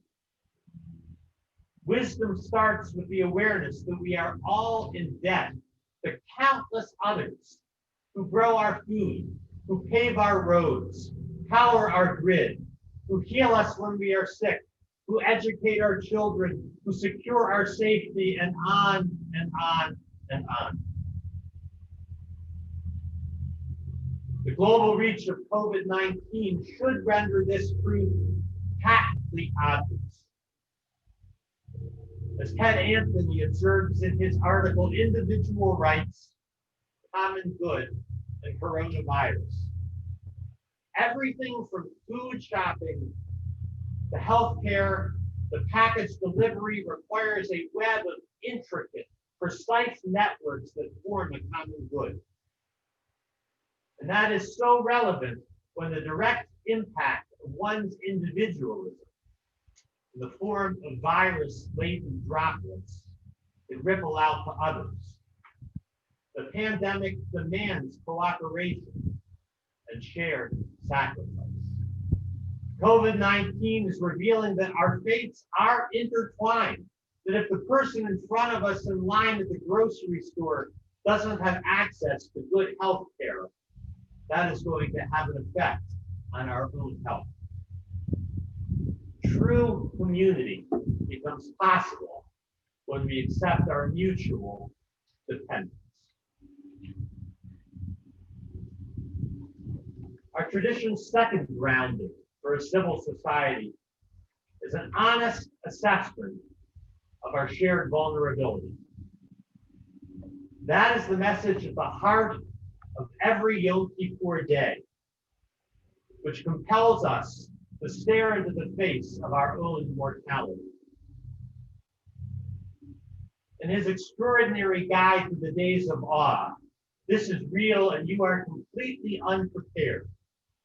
The late Rabbi Alan Liu describes this existential encounter. He says, for 24 hours, you rehearse your own death.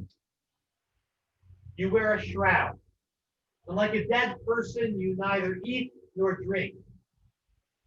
You summon the desperate strength of life's last moments. A fist beats against the wall of your heart relentlessly until you are brokenhearted and confess to your great crime. You are a human being. And there is always a trial going on, not just on Yom Kippur. Every moment is a rehearsal for our death.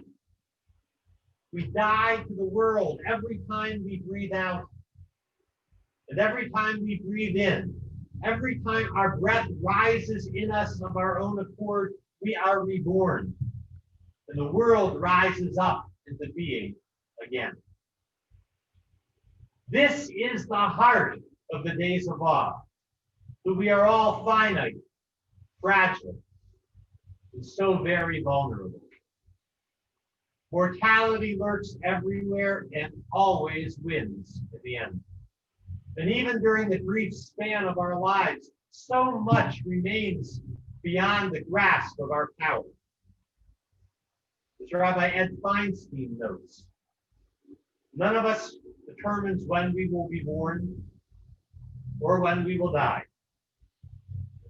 Health and sickness, wellness and brokenness, none are of our own choosing. All year long, we pretend we are in control, surrounded by our tokens of power and influence, our wealth, our possessions, our titles and uniforms, our credentials provide an illusion of control. But Yom Kippur strips us of all of that. We stand shoeless, wrapped in a kittel, a death shroud, hungry, weary, busy. We feel viscerally the limitations of being human. This truth does not go down easily. Confronted with our overwhelming vulnerability, it is natural to look away. But if and when we muster the courage to accept our fragility, it can open our hearts and move us to forge enduring bonds with one another. Compassion is founded upon a sense of our common humanity. And that begins with knowing that our friends, our neighbors, and the strangers among us are frail creatures just like ourselves. Then and only then can we start to care for one another, and to work for a world founded on fairness, justice, and loving kindness for all. Atem nitzavim hayom. Today you stand assembled, all of you, before the Holy One. We are a long way off from the stirring vision offered in this morning's portion, which we glimpse fleetingly from afar. But if we are strong and if we are courageous, we can begin to blaze a trail toward that holy mountain together. When we recognize that we are frail and deeply dependent upon one another. Then we will be on our way. The Hasidic Rebbe Chaim of Tzanz offers a beautiful parable to guide us. Once upon a time, there was a man who had been wandering, lost in a dense forest for many days. Finally, he saw a woman approaching in the distance. At this, the man's heart lifted with joy. He thought to himself, "At last I shall learn the way out of these dark woods." When the stranger drew near, the man excitedly asked, "Sister, will you show me the path back to the city? I have been lost in this wilderness for so very long." The woman was silent for a moment. And then she replied, "Brother, I don't know the route. Alas, I too have been wandering here for a very long time. But this much I can tell you. Do not follow the trail that I have taken, for I know that it does not lead out of the forest. But come, let us walk side by side. For surely if we travel together, we can find the way." My friends, on this most sacred day, may we too travel together. May we too begin to find the way. Can you hear us? Can you hear us?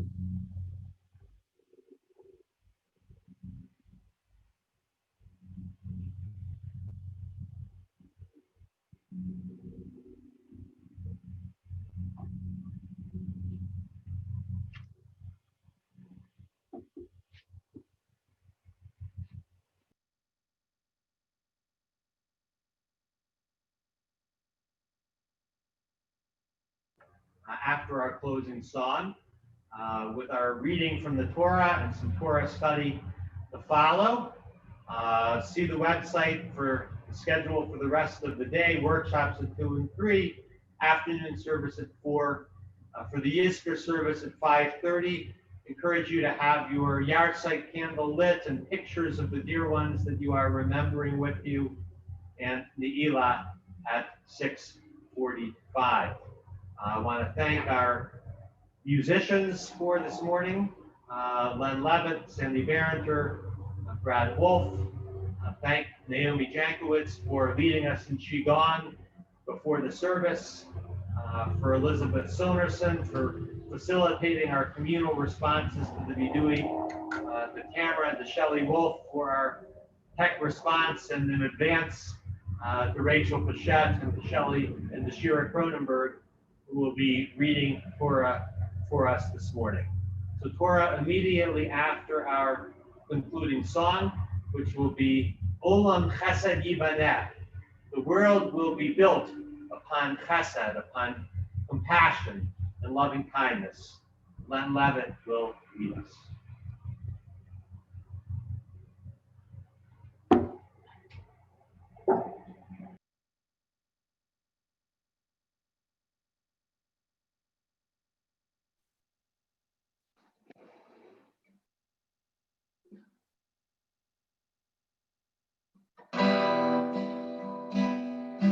Olam Chesed Yibaneh, Yadonai, Dai, Dai, Dai. Olam Chesed Yibaneh, Yadonai, Dai, Dai, Dai, Dai. Olam Chesed Yibaneh, Dai, Dai, Dai, Dai, Dai. Olam Chesed Yibaneh, Dai, Dai, Dai, Dai, Dai. I will build this world from love. Dai, Dai, Dai, Dai, Dai. I will build this world from love. Dai, dai, dai, dai, dai, dai. build this world from love.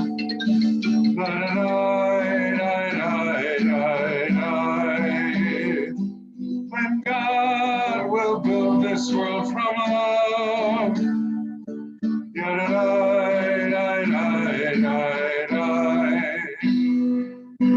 Olam chesed ivanet.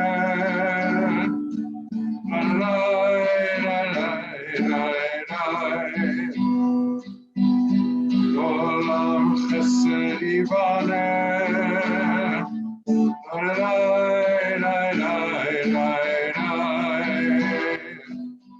Olam chesed ivanet.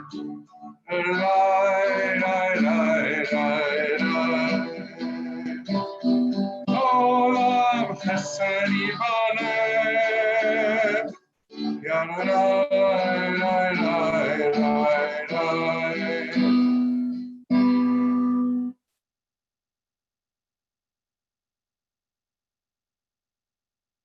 Yasher Koach, Gemar Chatima Tova, may we be sealed for blessing in the book of life. We're going to continue with our reading from the Torah scroll.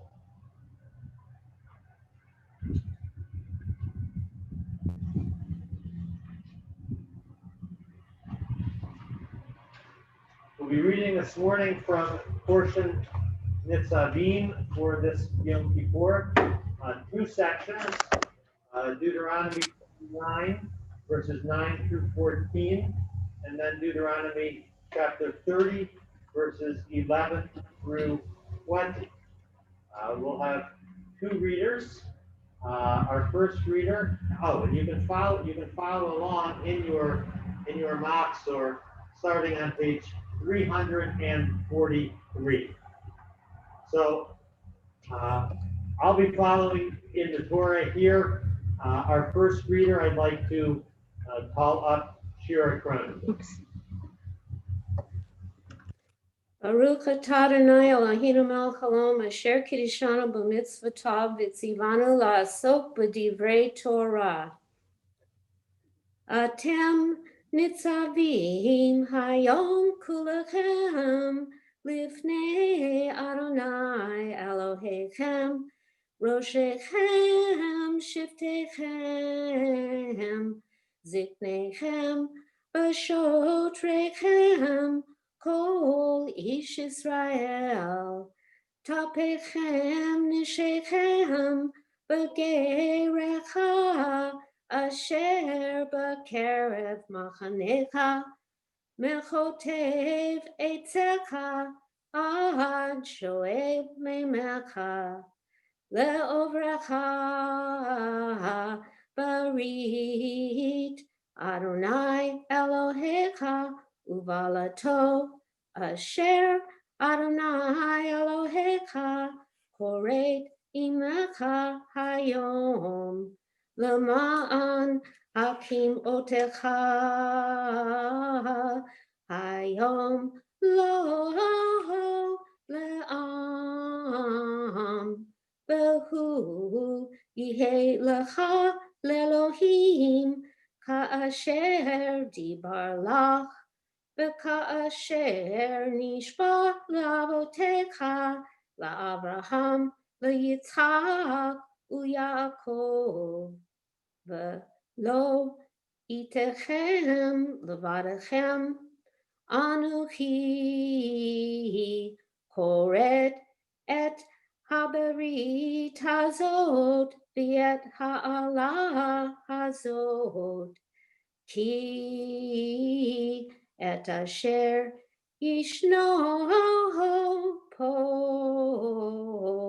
imanu omed hayom lifnei Adonai Eloheinu v'et asher einenu po imanu hayom.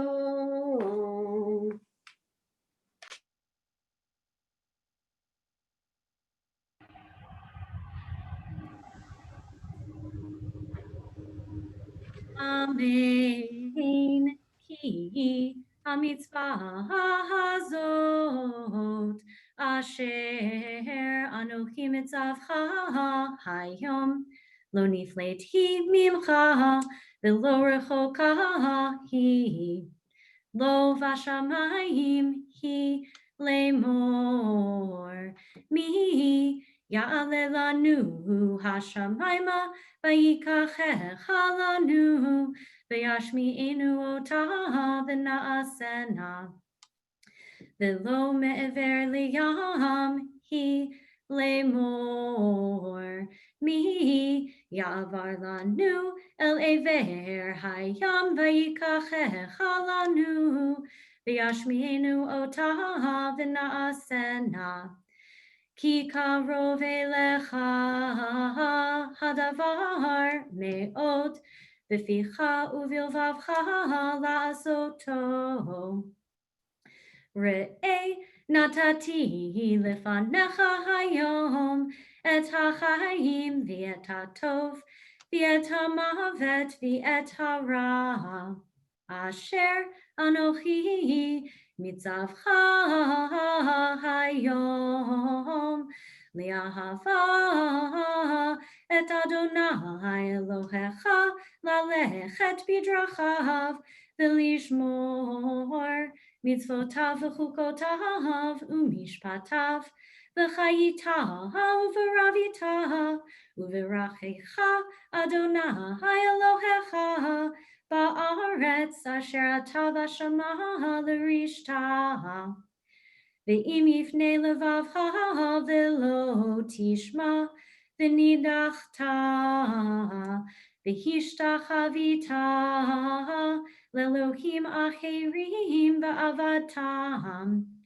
higati lachem hayom ki avod tovedun lo ta'arichun yamim al ha'adama asher ata over et hayardein lavo shama l'rishta ha'idoti bachem hayom et hashamayim v'et haaretz hachayim v'chamavet natati lefanecha habracha v'haklala uvecharta b'chayim l'ma'an tihyeh ata v'zarecha li'ahava et Adonai Elohecha lishmoa b'kolo u'davkavo ki hu hiyecha ve'orech yamecha lashevet al ha'adama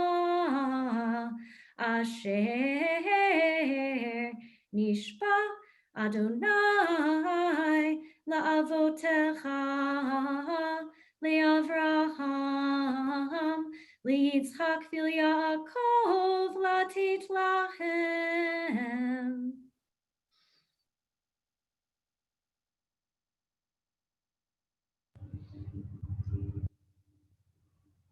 Yasher Koach, to Shira, and to Rachel. Yishaberach. First for healing. Yishaberach Havatinu Abraham Yitzchak v'Yaakov v'imotenu Sarah v'Karach Havalaya. V'yavarach kol acholim v'yasir mehem kol machala. V'yirapeh lachol gufam v'yishlach lachol avonam v'yishlach bracha v'tzlacha v'kol aseh yedehem. And Kol Yisrael Achehem Achiotehem V'Nomar Amen. May the one who blessed our ancestors Abraham, Isaac, and Jacob, Sarah, Rebecca, Rachel, and Leah, bless all who are in need of healing of body, of soul, and of spirit. Heal them, Eternal One. Forgive their failings. Send blessing and good fortune to all the work of their hands, as well as to all of their brothers and sisters, the people of Israel, and to all who are in need. And let us all say, Amen. Yishaberach Avotenu Abraham Yitzchak v'Yaakov v'imotenu Sarah v'Karach Havalaya. Yivarach HaKol HaKurim Asher Alu Hayom Le'echvod HaMakom Le'echvod HaTorah V'Le'echvod Yom Hadin. HaKadosh Baruch Hu Yishmor Otam V'Kol Mishpachotehem Yishlach Bracha V'Tzlacha B'Kol Ma'aseh Yedehem Yichtavein V'Yachtamein L'Chaim Tovim B'Zeh Yom Hadin Kol Yisrael Acheim V'Achiotehem V'Nomar Amen. May the Holy One who blessed our ancestors, Sarah, Rebecca, Rachel, and Leah, Abraham, Isaac, and Jacob, be with all of us today.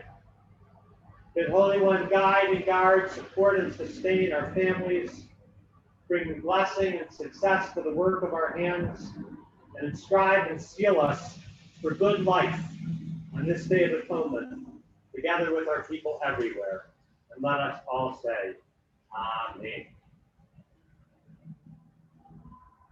So we will continue in about as long as it takes me to go from in here, out here to inside, with some study, with some learning on the portion that we have just read. Again, get your thought to our readings.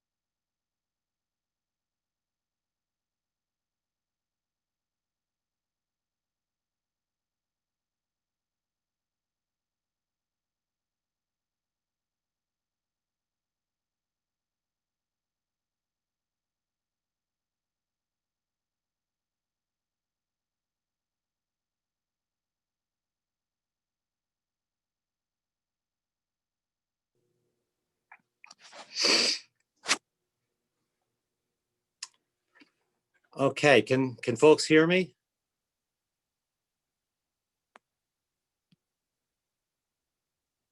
Yes? Great, okay. Yes, we can hear you. Okay. I'm gonna pull up in just a moment. I'll pull up my screen to share my screen for some learning from the portion this morning.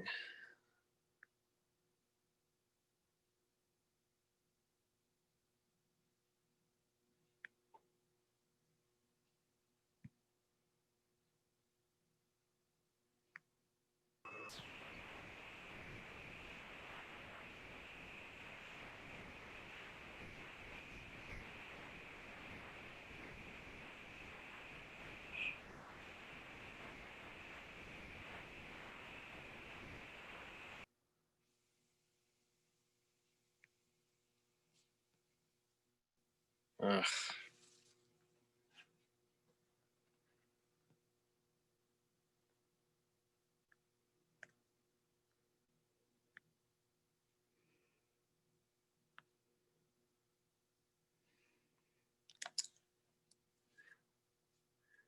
Have to be a little patient with the technology.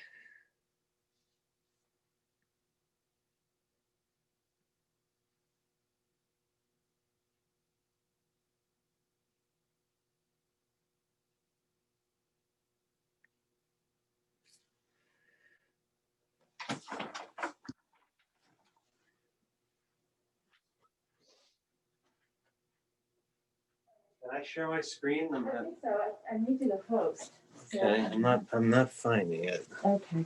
I usually do this on my computer, but Okay, so can you click at the bottom and see, let's see where we are. First of all, let's make, can you go to participants? Yeah. Oops, there we go.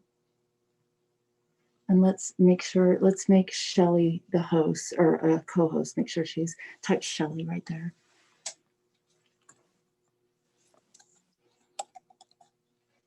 Or Michelle, pardon me.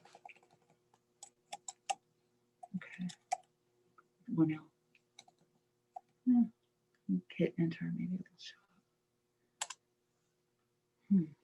So we just click here. Shelley just wrote in, if you're on a tablet, you likely can't share. Oh, do you want to come and use my computer?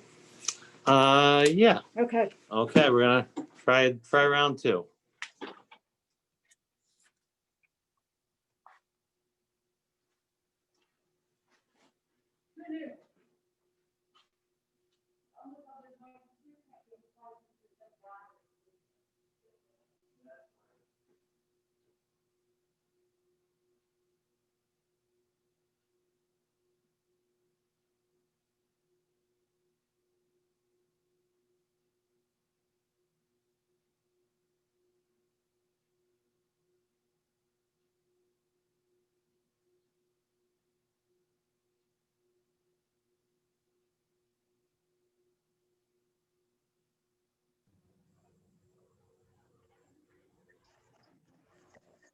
I'll get Shelley logged into Safari.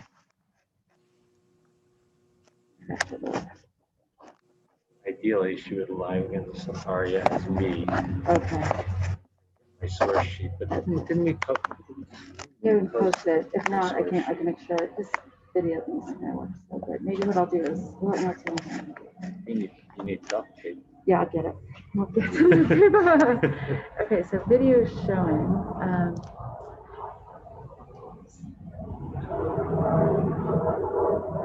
Okay, so I'm not sure if Shelley can make you. Shelley, are you able to make this the spotlight video? Sorry. I sure can. Let's see here. There we go. Spotlighting you there. I will get Safari up on my. I can do it. Oops, sorry. Oy. That was not an earthquake. It was me kicking things.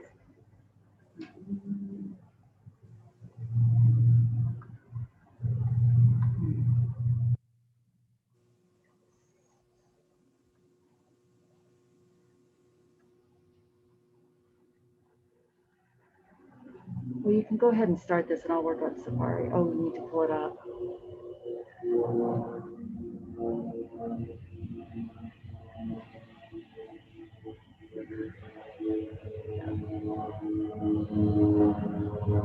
Actually, here you go. I can bring Safari up on my tablet. Oh, okay, but then I can't share. Right, but I'll keep working on this. Why don't you go grab that and I'll do that.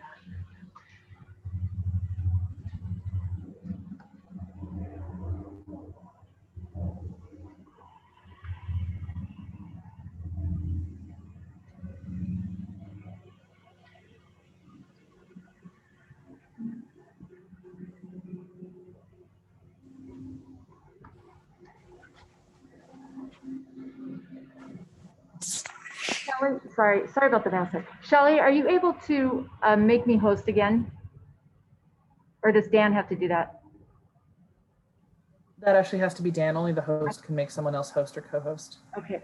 Are you able to allow me to share my screen? Maybe. Let's see. No, that's going to be the host as well. Okay. Thank you. He just went You to guys got this. Okay. We're getting there. Okay, we're getting there. He'll be right back. The important part this wasn't last night. We're all in it for the Torah study at this point. That's right. We're all in it for the Torah study. Thanks for everybody for hanging in there.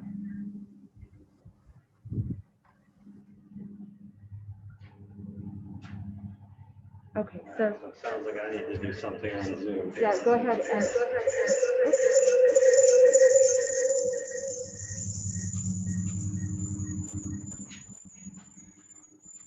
go ahead and sign in the Safari. Okay.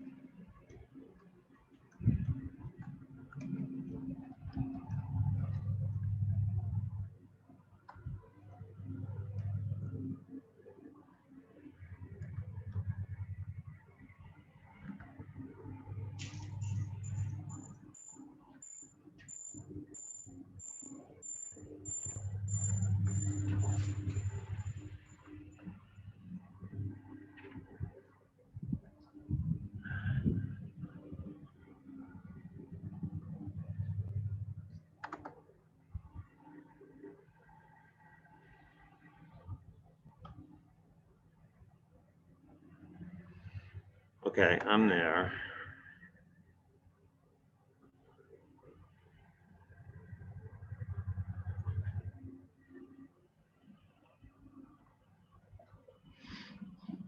You need this, but you need to turn it down the volume.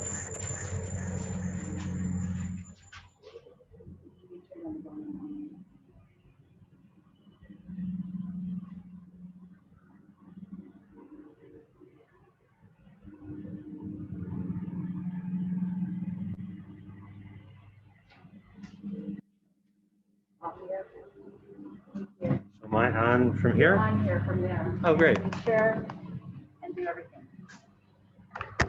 Okay, so am I, okay, so now I gotta go back to Zoom. Right, that's right.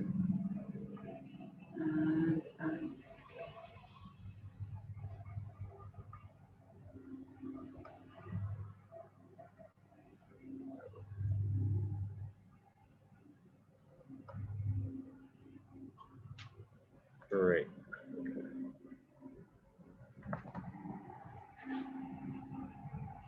Okay, can we see my screen? I can't hear.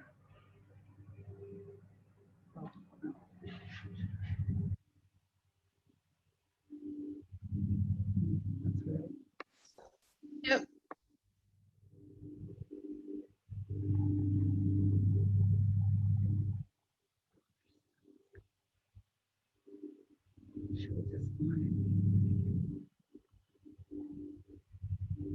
Check again. Okay, can anybody hear me? If you can, you need to say something since I can't see you. Yes. Yeah. Perfect. Yes. Yeah. Yes. Yep. Yes. Yes. Heck yeah. What? Yes. Heck yeah. Wow, I'm gonna say no just to be counter. Thank you. I've never heard so many yeses to anything I've ever said before. Fabulous. Okay, so I'm going to start by reading what we just read from the Torah, and then we'll look at a little bit of the commentary, most of which I referenced. So the portion begins. Moses summoned all Israel and said to them, you stand assembled today, all of you, before the Holy One, the leaders of your tribes, your elders, officials, all the men of Israel, children, women, foreigners in your camp, to enter into the covenant of the Holy One. I'm making this sworn covenant not only with those of you who stand here today before the Holy One, but also with those who are not here with us today. I call heaven and earth to witness against you today that I have set before you life and blessing, life and death, blessings and curse. Choose life so that you and your descendants may live. So I want to start with the basic question, which is, how do we get this amazing communal solidarity in this moment? I mean, it's not the case that everybody's been standing together so much over the past 40 years in the wilderness. We've had lots of rebellion, we've had argument, we've had factions, but in this moment, Moses speaks and everybody listens. Everybody's there. So has anybody been in a place like that?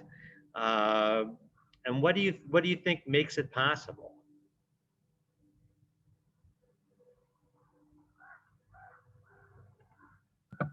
Where everyone's sticking together or everyone's fighting with each other? No, this one we're literally everybody's on the same page saying yes, as you just did. Well, I wasn't there, but it makes me think of when Martin Luther King gave the speech, you know, in DC back during the civil rights time, and you had that huge crowd, and everybody just seemed to be of, you know, one mind listening to him. And what do you think? What enabled that, Reba? Do you have a sense? Common cause, you know, just everyone coming together to work for a common goal.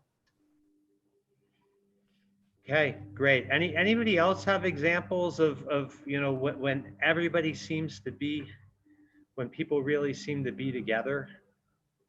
Last one I could think of was when Katrina hit New Orleans, and everyone, you know, all over the country, we all went into scramble mode. How can we help? And you know, it wasn't until later that people started fighting, but at the time it was, how do we get everyone out of there and how do we get them help? The day after 9/11, 9/12. Okay. So shared catastrophe. You know, shared crises. Very brief time during the pandemic, but it was only briefly because of problems. Okay, so yes, again, you know, maybe a brief time in the heart of the pandemic. I can't really think of a time, because I think if with all of the examples that people have mentioned, that a large number of people have felt together in those situations, and yet there have always been critics. There have always been people that we haven't, you know, people who are silently not joining the effort, who are blaming, who, I mean, I think we see with the civil rights example that as many people were supporting civil rights, we're seeing now you know, the people who have been silent and angry for so long. So I'm really racking my brain trying to think about it. Yeah, I guess it's, you know, it's easier to be at a place when everybody's all together on the same page. When you're gathering people, when you've been kind of by definition with the gathered people of like mind, right? So it wouldn't be so hard to get people mostly on the same page, you know, on Fox News or MSNBC, right? I mean, where people are already clumped into their preferences. The challenge is when that's not the case. I think of when the Berlin Wall came down. Okay. Does that strike people for? I mean, that seems probably true. There were probably some, you know, I suppose probably the former communist rulers in East Berlin were probably not so happy. But again, I think generally the notion of having a common enemy brings people together. Right. But the flip side is then not all people are together because there is the common enemy out there, right? In this story, in Nitzavim, it seems like there really is not a common enemy that's bringing us together. That we're really together for a shared sense of purpose.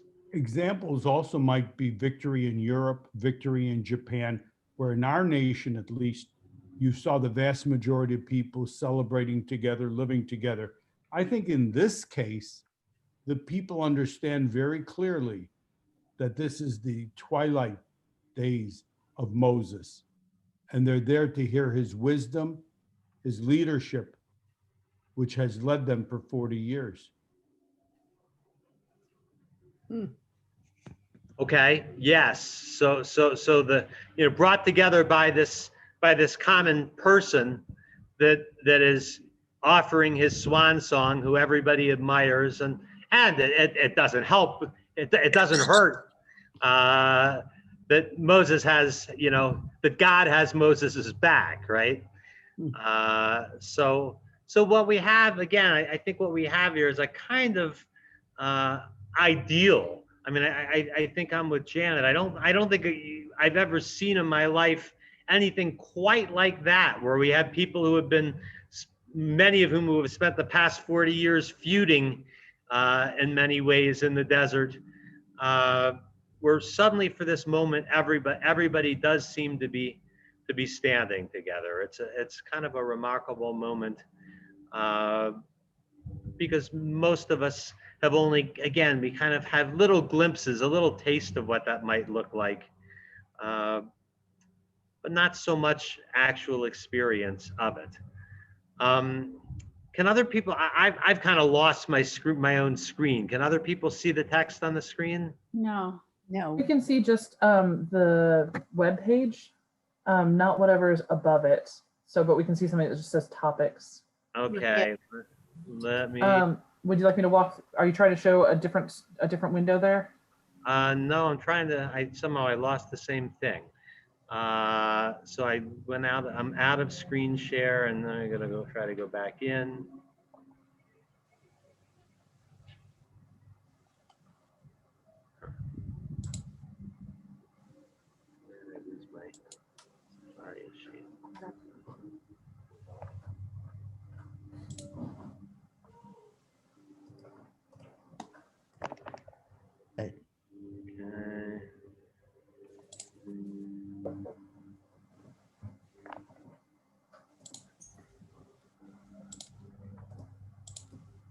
Okay, how do I get back to the Zoom? Share the sheet. Now I can share the sheet again. Here's one thing we all stay in agreement on. Sometimes hating the computers. You want to hit share here?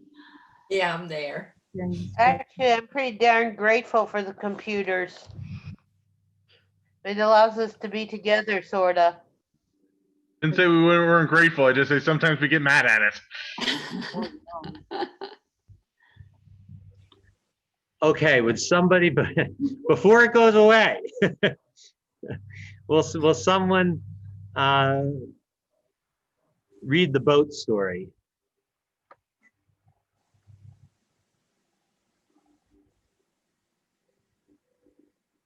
Rabbi Shimon Bar Yochai taught a parable. A group of travelers were on a ship. One of them took a drill and started drilling underneath him. The others shouted, "What are you doing?" He replied, "What do you care? I'm only drilling in my own space beneath my own seat." They declared to him, "But surely the water will flood the entire ship and sink us all." Okay, so I've known this. I mean, I remember learning this story when I was a kid in Hebrew school in like first grade. And on the one hand, I mean, the story seems very obvious. It's not a subtle story, right? And yet the story kind of ends as it appears in the Midrash. It ends without a clear answer, right? I mean, we have the people telling this guy, the water will flood the entire ship and sink us all. But doesn't he know that when he starts drilling in the first place? And, the question is, what can we do? I want to kind of do a little midrash on this midrash and raise the question, well, what might actually get the person to stop drilling? And, without, I don't want to be don't want to cast stones, because I think sometimes in our own worlds and in our own deeds, you know, we're the one who's drilling. And people yelling at you, you know, stop drilling, doesn't seem to be the most effective way to get you to stop drilling. So, you know, share with me some thoughts on where as you think about this midrash, you know, where does it take you? You know, I mean, in all kinds of ways, we're drilling into our own boat. Rabbi, how do you convince someone, or, you know, ourselves, to stop? Rabbi, this is a parallel to our circumstances now with wearing masks. Why should we wear a mask when the next person isn't going to, and it affects our future as much as it affects his future? So drilling, this person probably doesn't have any consciousness about the community and what the effect of his drilling has on the whole community. Just as if you don't wear a mask, the effect is on the whole community. But also he may be trying to instill chaos and fear intentionally. By pulling out the drill, he is creating a lot of havoc, possibly intentionally. So that's a really interesting question, and I think it's relevant.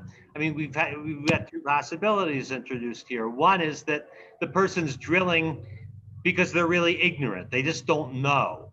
In which case, you know, if you tell them, you know, hey, you know, if you drill, the water's going to come in the boat and the water's going to sink us all. The other possibility is the person is doing it out of something other than ignorance, right? And that's what I think, Hananya, I hear you introducing.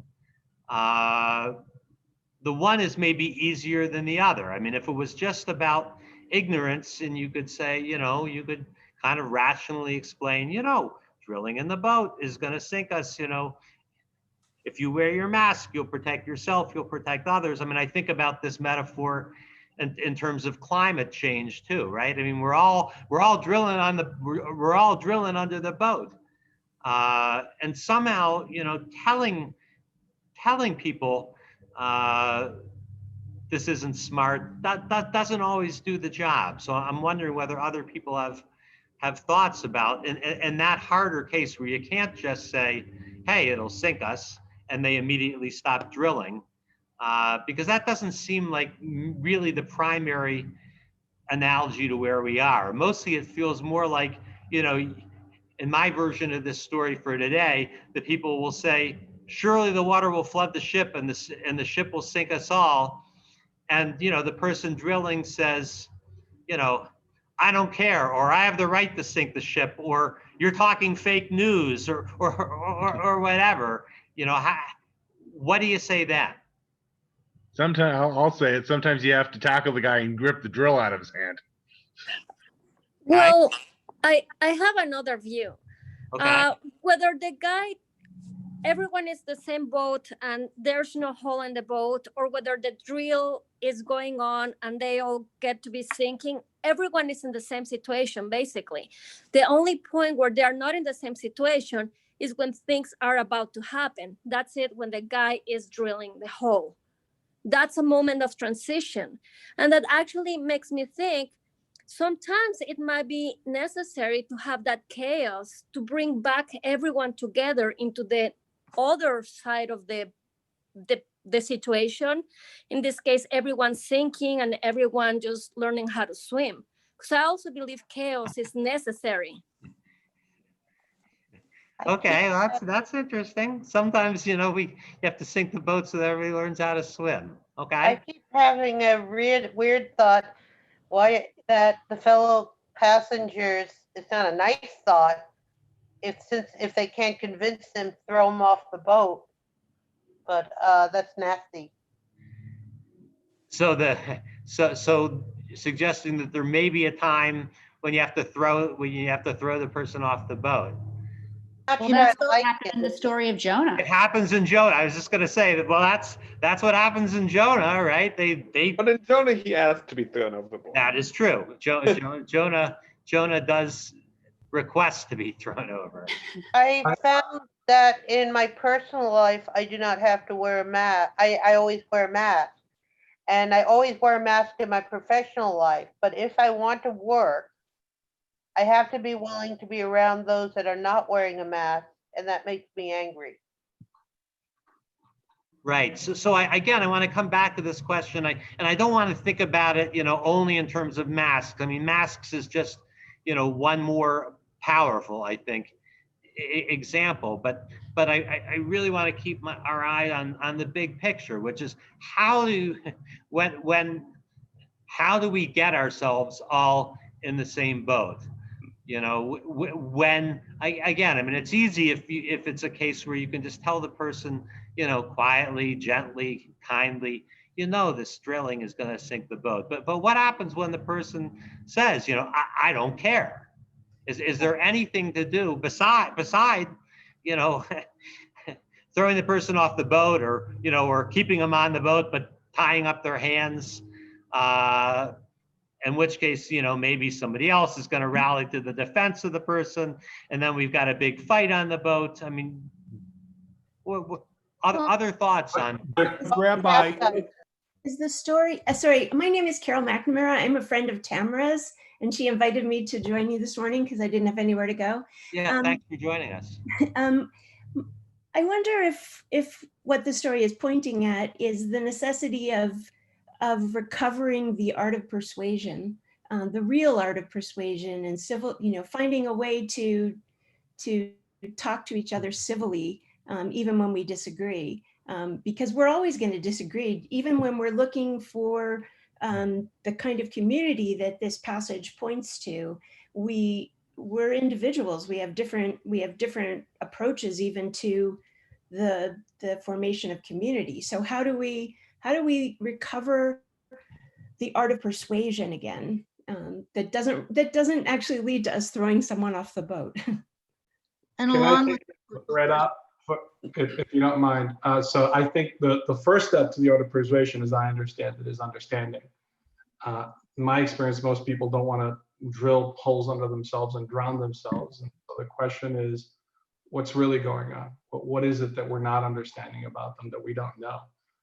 Because to use your analogy, Rabbi, to go to our current situation, I think what drives a lot of the divide is a sense of desperation and fear on the other side, for lack of a better description. I think trying to understand why it is that they're behaving the way that they are, I think, is step one. I have a question. And how, Juan Carlos, how do you do that? I'm not entirely sure. In my personal life, the way I try to do that, the way I try to stay out of a filter bubble, is trying to draw other people their filter bubbles, and having a conversation, understand what's really bothering them. I mean, I don't know.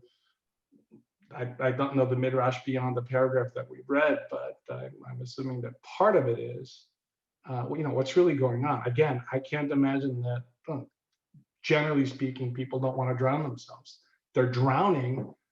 There might be a reason for that. And so the question is, what is his reason? So in my that's really helpful, which I think points us to listening, right? I mean, maybe they might ask the person, instead of what are you doing, why are you doing what you're doing? Liz, you want to jump in? I just want maybe an example about the mask example. So in my job in city council, I get a lot of anti-mask emails, and I started responding to them and interacting with the people who were sending them.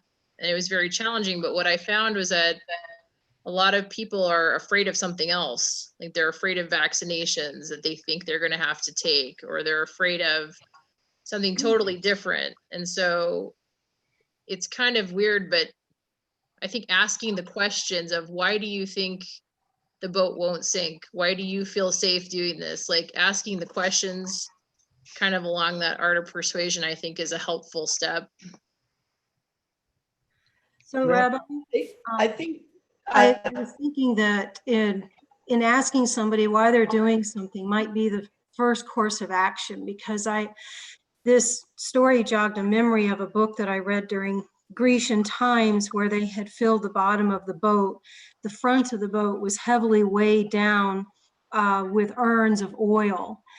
And so they were going forward and sinking forward. So somebody went to the back of the boat and drilled in 3 holes to bring in enough water to balance the boat and actually get them to shore. So at first they thought he was insane for doing this, but his trick actually worked. Huh, fascinating. So maybe the guy drilling under the boat might have a good reason for it. Isn't that- Yes, but he didn't tell anyone. Right. Donna? I've tried to have conversations with people who are not thinking the way I am. And I kind of come to the conclusion that people totally believe that that boat will not sink. And people have been hearing and listening to theories and lines of thinking that their brains are just totally in a different place from my brain, and that there's to undo the kind of thinking that has led to that thinking. And it's very discouraging to me. So I want to come back to that because, mostly what I talked about this morning is that, we are really different and our brains are in different places, but I'm looking for commonality. I mean, I focused on these 2 things, on the fact that, and, in fact, whether we realize it or not, and whether we like it or not, we are dependent upon one another. It's the nature of our lives, and also that we're all human. I mean, we have, at some level, we have this commonality of we're all going to die, is the Yom Kippur message, and so life is precious. Yeah, jump. Yeah, I have another thought too. And I think this parable is also illustrates the tension between individuality and the rights of others at the same time. So that's something we're continuously struggling with in our daily lives. How much of my freedom do I get to exercise and at the expense of whom? And in society is the other way around. How much of their freedom do I get to be infringed upon? And it's not exactly infringed upon, but how much of my freedom gets to be curtailed because I need to be respectful of the rights of everybody else. And this you also see when politics in the founding of America, it's individual rights versus the rights of many, and it's a very difficult balance to sustain through all your life. Indeed. And Don, I'm thinking about your note that the conversation is, you found the conversation very hard, and I have too, and I think most of us do. And I'm wondering whether, I'm thinking in terms of myself, I'm wondering whether the part of the challenge is that, maybe the opening level, it isn't even a conversation. I mean, maybe I just have to listen to the person, without saying anything. Maybe I just have to hear them. I mean, I keep coming back to that suggestion, that some of you have offered, that, we have to ask them why they're drilling the boat. And, I think the tendency is, we ask and they start and we're like, no, that's crazy. But to hear them out, which is really a challenge. Rabbi, we have to first know why these people are all in the boat. I think if you ask that question, then you have a reason or a basis to question this person who's doing the drilling.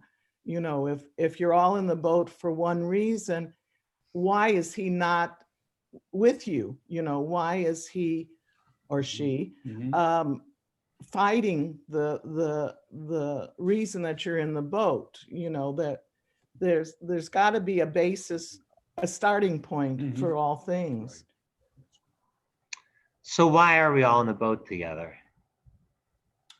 We're not. Obviously. We're not. I mean, If you just got thrown in the boat, you just got thrown in there. We're all plopped on this earth together. Maybe we're supposed to get along. That's the reason. Yeah, I mean, we're not all on the same boat all the time, but we all live on the same planet. And if we're American, we're all on the America boat. I mean, we may have very different ideas. Here comes the train again. Just the same train going around in a circle. Don't lie to us. You just got a train to just go around in a circle here. We had to get the shofar somehow, so you know. Yeah, well. Yeah, it was very clever. I have a question about this. Yeah, Fran. There are two things that I'm reading this. First of all, it was a group of travelers on a ship. Okay, I have a very simple mind. So my first question is, who owns the ship? Secondly, the first thing that says when he's approached, the driller, our lovely little driller, and somebody says to him, "What are you doing?" And his reply is, "What do you care?"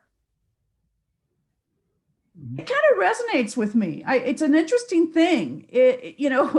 Almost like this guy is out to destroy the world, his boat with everyone on it. I'm a role player, so you're destroying somebody else's property, and I don't think the owners would appreciate it, especially if a lot of other people are on it and pretty distressed. I just kind of the situation. I mean, I can go in a million directions, like everybody else has already explained. The whys, the what for, hold the hand. Try to be more compassionate and understanding. Yes, I think the understanding is important. If you're dealing with somebody who is out to cause even more chaos in the world, to bring it down, trying to be rational and understand what they're going to do, they might just turn around and throw a Molotov cocktail at you. They don't care. There's just so many variables. And I think the assessment really has to be, there's a whole lot of people that could get hurt by this one rash action. Yeah. It's a moment by moment situation that you have to assess that. And if it's for the good of many, I don't think I'm going to sit around and ask nice questions to this person to understand it. I may just react and say, this could be a danger to everyone else. It's just it's a real mixed bag here. We all have to get along, but at the same time, my priority would be with the majority and their welfare. I could go back and ask the questions after I've taken the drill out of his hands. I don't.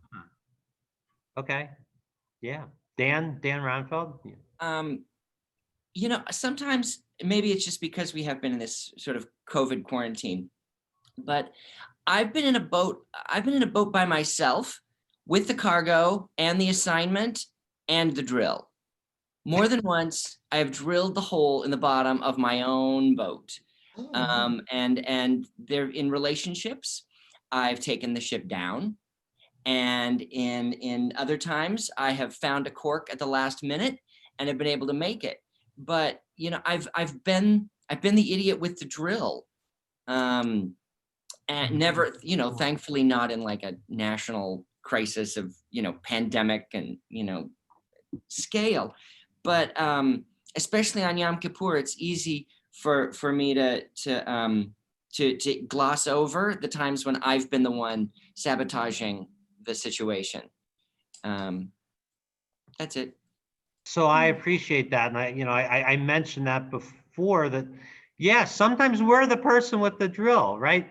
I mean, I heard this funny remark Conan O'Brien once made at a graduation ceremony, where he says to the students, you know, part of the college experience is not just the books, it's the life learning, and it's learning about, you know, what do you do when you have that completely crazy roommate?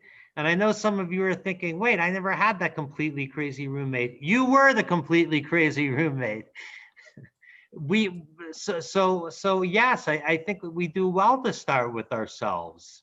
You know, it's easy to scream at the other person who's drilling, but sometimes we're drilling, you know, we're drilling our own holes. And what prevents us from seeing what's in the common good and in the good for ourselves? And I would add that sometimes we actually have to go through with the drilling to get to the other side, to figure out what the lesson is. Like sometimes people need, no amount of persuading is going to convince people to stop. They just sometimes need to go through whatever it is that from the outside may look foolish or self-destructive, but they need to actually do that. I think the hard part is when it's affecting the rest of the community. So what if this person? That's the we all have to learn this. That's when we have to learn how to swim, right? Well, I mean, maybe a little bit, but I think also, like, are there ways that we could make that drilling safer? Like, are there ways that maybe the person who's drilling just wants to know what happens when they drill, and maybe there's a way that we could help them do that in a safer way. You know, when we think about, I work with kids a lot, and when I think about how teenagers need to do a lot of self-exploration and how sometimes that self-exploration can be destructive. For me, a lot of the question that I have when I'm working with them is, how do we make it so that the exploration they're doing isn't necessarily going to be permanently damaging, or that maybe there are ways that they can do that exploration that's a little bit safer to themselves and to the community around them. Thank you. Yeah. Rabbi, could this Devar Torah be that the Midrash is trying to tell us that God is saying to the sinner, why are you sinning? And the sinner says, why do you care? I'm just doing it to myself. And God is trying to explain that this sin isn't just affecting you, but affecting your community. And then the entire community can suffer from your sin. Wow. Yeah, and I like that. I mean, I think Yom Kippur, I mean. Right.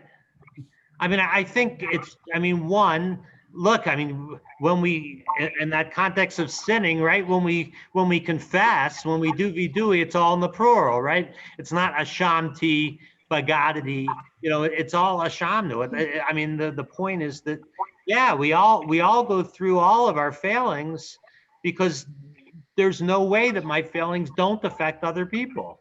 You know, everything we do affects other people, because I guess maybe to come back to this point, you know, the rabbis would say, you know, we're all in the same boat because God put us there. I think that would be their response is, you know, why are we all in this boat? Because God stuck us in the boat. You know, when God made us human beings, you know, God essentially put us in the boat and created the boat in a way that, you know, what one person does affects the other one. So how do we get ourselves to see that? That is the challenge. You know, Rabbi, I was also thinking that maybe this person has had some sadness, and so they need to be listened to so they can express what it was or what is bothering them, but not to excuse them, to realize that what they're doing is impacting other people, and that they need to look at how drilling this hole or saying mean things or not being a participant in a group that is important needs to be overridden for the good of the group. You know, listen to their sadness, acknowledge their sadness or their difficulty, but not to excuse them from caring for the good of the people, or in this case, the people who are on this boat. I think acknowledging but not excusing is real important. Okay, yeah. And I like, you also suggested, I heard you suggesting that, you know, one of the challenges is to get people to see that their acts affect the whole. You know, and you know, I always think one of the challenges, you know, the easier it is to see, the easier it is to change the behavior, right? I mean, one of the problems with climate is I think it's hard sometimes for people to see that their individual actions matter. I mean, I think, you know, the magic answer is, you know, the one, if I can, you know, quote the Christmas movie on Yom Kippur, you know, it's a wonderful life, right? I mean, only after he's dead, you know, then the angel lets him see, like, oh, you know, this, you did this, and your action here affected this and that and that and that and that. But we don't have that. You know, we don't have that privilege. Donna, were you wanting to say something? Right. Sometimes what one has to do is simply too hard. I have many friends who are basically on my page, but sometimes I'm not going to say here because people, it will cause controversy. Sometimes I say to people, well, you know, you really need to do this in order to save the planet. And at that point, people will be honest and say, I really can't do that. I know I should, but that is too hard for me. So that's another issue, is what if what we need to do to save ourselves is simply not, when people say, I know you're right, but I just can't change my ways on that front. And that's one of my great frustrations, including with myself. Do others have thoughts on this? Right. Then you ask, why can't you change, and how can I help you change? All you can do. No, I like that. How can I help you part?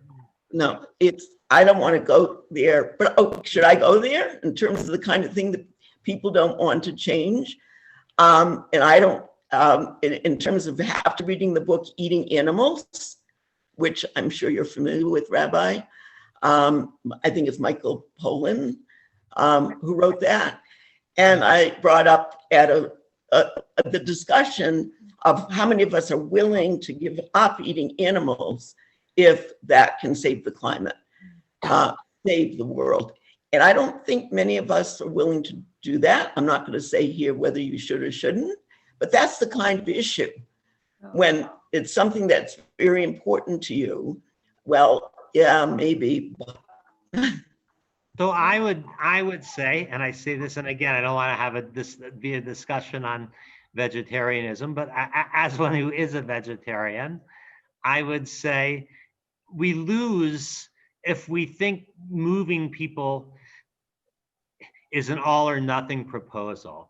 You know, I don't think you get very far if you tell somebody you need to stop eating meat. If you suggest, like, maybe you have, you know, if you eat meat every night, you have one night where you don't eat meat. You know, I mean, and that applies for every issue. I mean, maybe sometimes you have to go a little incrementally. You know, okay, so maybe, you know, I can't get you to entirely stop drilling, but you'll drill a little bit of a hole that won't go all the way through the bottom. Let's start with that. I mean, maybe it's about increments. Sure. Right. Rabbi, but here's a question. There are certain things that maybe we should not compromise on, right? I mean, yeah, I get it. Sometimes, you know, drill half a hole and then you're not drilling with a hole. But there are issues that are serious enough that you actually have to say, hey, no hole at all. Mm-hmm. Sure. That's true. And knowing which issues are the one, knowing when you absolutely can't compromise, which I think is the smaller number. I think usually there is some compromise, but there are times when you can't. and knowing when it is one of those times and when it isn't is the fine art, because I think our tendency is to see too many instances as I can't compromise. I mean, again, I'm not saying there aren't those instances, there are, but I think we tend to see them everywhere instead of occasionally. Well, on the vegetarianism, I'm not a vegetarian, but I do know that me and my family eat a lot less meat than we used to. We do eat meat, but it's rarer. Like a third of our meals have no meat, and many of those that do have little bits of meat instead of lots of meat, which is different from how I grew up and Right. how I started my marriage. So I'm suggesting that on a lot of issues where we're not in the same boat, you know, if you want to get somebody in the boat with you, or you want to get into the boat with them, or you want to be able to stay in the boat together, you have to, you have to be willing to compromise a lot. Again, not all the time, but a lot. I mean, at the very least, I mean, I keep coming back to what you all have said at the beginning, which is we have to at least know why they're drilling, and we're not going to know why unless we can ask them, and ask them in a way that makes it clear to them that we're going to listen to their response. We may not agree with it, but we're not gonna immediately jump in and start arguing with them. We're going to listen. But I bring this not to change anybody. I want to make it clear. I only bring it up to make us understand why it's difficult sometimes when we're being asked to change when something is so fundamental to us. That's all I'm saying, to understand why sometimes people, we all resist certain things because it requires us to change our own thinking, which is always difficult. That's the only reason I bring it up. Not to make. So Donna, I have one thought maybe to add to your equation, which is that, I mean, you're suggesting that sometimes we know we should change, but it's just too hard to do it. Is that, do I have you right? Exactly. That's the only thing I was trying to say. Okay. So I think on any question of change, you know, there really are two factors at work. One of them is the one that you've pointed to, which is how hard is the change? You know, is it just too hard? But the other factor is, what is the cost of not changing, right? I mean, we can change. I think that we can change even when it's incredibly difficult, if the cost of it is high enough. You know, I mean, I'm not going to stop, you know. So someone, I'll go back. So let's not just meat, but let's look at diet for a minute. I mean, it's very hard, maybe the hardest thing. Nothing's harder than getting people to change their diet. But if the doctor says, look, if you keep eating what you're eating, you're going to die in 2 weeks. It doesn't get any less hard, but it gets a lot more urgent. And so it's both about how hard it is, but sometimes it's help making others, and again, because often, maybe most of the time, we're drilling in the boat. You know, sometimes it's understanding the cost of not changing. And I know people who are in their life-threatening conditions and refuse to change, even though they know it'll shorten their life. Right, that happens too. Can't do anything. You know? Yeah, can't do anything. And the more abstract it is, the harder it is to motivate the change for it, right? I mean, if it's right in front of you, it's easier. I want to read the last story. So if somebody will read the Chaim of Tzantz story that I've got up on the screen, that would be good. I'll be glad to read that. Thank you. Once upon a time, there was a man who had been wandering in the desert forest for many days, unable to find a way out. Finally, he saw a woman approaching in the distance. At this, The man's heart was filled with joy. He thought to himself, at last I have to learn which path will lead me away from these dark woods. When the stranger drew near, the man excitedly asked, Sister, will you please tell me the way out of this wilderness? I have been lost here for so long. The woman was silent for a long time, then replied, Brother, I do not know the way. Alas, I too have been wandering here for ages. But for this much I do tell you. Do not, somebody's name is there. The person has to move their name. Okay. Do not follow the trail that I have taken, for I know it does not lead out of the forest. But come, let us walk side by side, for surely we will travel together. If we travel together, we will find the way. Is that the end? Yes. Okay. So I'd like to know if others have had experiences like this. You know, what does this story call to mind for you from your own experience? Well, my first thought is if I have a drill, I can take down a few trees, get up higher, and find my way out. Yeah, or start a fire and burn up in it. Possibly united we stand, and we can solve most problems that come toward us, and divided, separated, it's more difficult to meet the challenges of life. You see that in the family unit, you see it in family groups, communal groups, etc. They do better than if one person alone has to accept that challenge.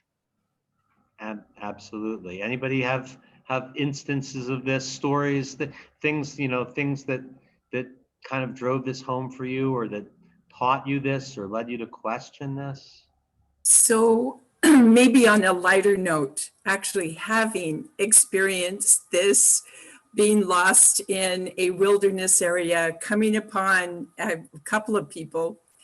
And the joke was, well, yes, now we'll all get lost together. And we know that we have a tendency, just the way we're made, how we walk, we will do circles. And pretty soon you'll find yourself right back where you started. But the idea that, you know what, eventually we got out, and we got out together, and we laughed and we learned, and we finished up one another's little food packs. So again, I think that that question of survival together, of making the journey together, no matter what it looks like, we're doing it together. Well, that's Reminds beautiful. me a little bit Molly. about Passover. I like this idea that, you know, then even if you don't find the way out, right, you at least have company while you're in it.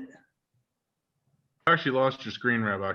I know, it's okay. Okay. You've seen enough It of me. reminds me a little bit about finding Passover in the desert. What was that, 2 years ago? When we all got lost. Right. And then we all got to laugh about it. Rabbi, I once was lost like that in the wilderness, but one of the things that I thought being lost is just sit down and observe the wonder of nature. It was just beautiful. You know, it was a place I would never have been had I not been lost. And maybe that's another way of doing things, just observe and enjoy the moment. Yeah. The first time I had cancer, I had to feel that I was quite lost in the medical system, but I reached out to the community, and there were so many people who had been through what I had been through. And then I felt like I was walking through this maze of procedures and billing and everything with friends, and it made it a lot easier. Thanks for sharing, Addie. Wow. I could add one more thought. So the story starts with him being lost, finding someone, and effectively looking to that someone for the way out. So I think part of the story suggests we really shouldn't look to others to have the solution. We need to participate in implementing that solution. So A, not on your own, but B, not looking entirely to somebody else to do that. So the walking together, but part of that is participating in finding your way out. Yeah, well, he now knows another way that doesn't work, the way the second person came from. That way it won't work. Right. So it's not just blindly and somebody else shows up and you blindly follow them. It's that two are better than one, you know, and hive mind comes up with solutions that individuals don't. Last thoughts, anybody?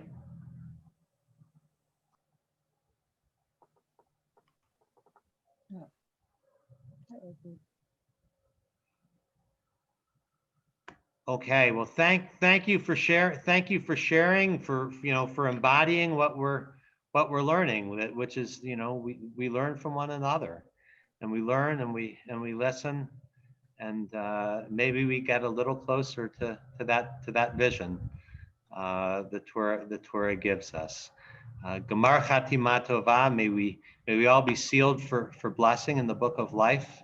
You get half an hour to not eat lunch, and and at 2:00 we'll have lots of different workshops. They're on the website and they're in the e-blast. And Gemar Chatima Tova, again, may we all be written for blessing in the book of life. Be well. Thanks, everyone. Great thoughts. Thank you. Thank you. Oh, so should we just stay on the site? Or do we need to No, Molly, it's Tamara. No, you can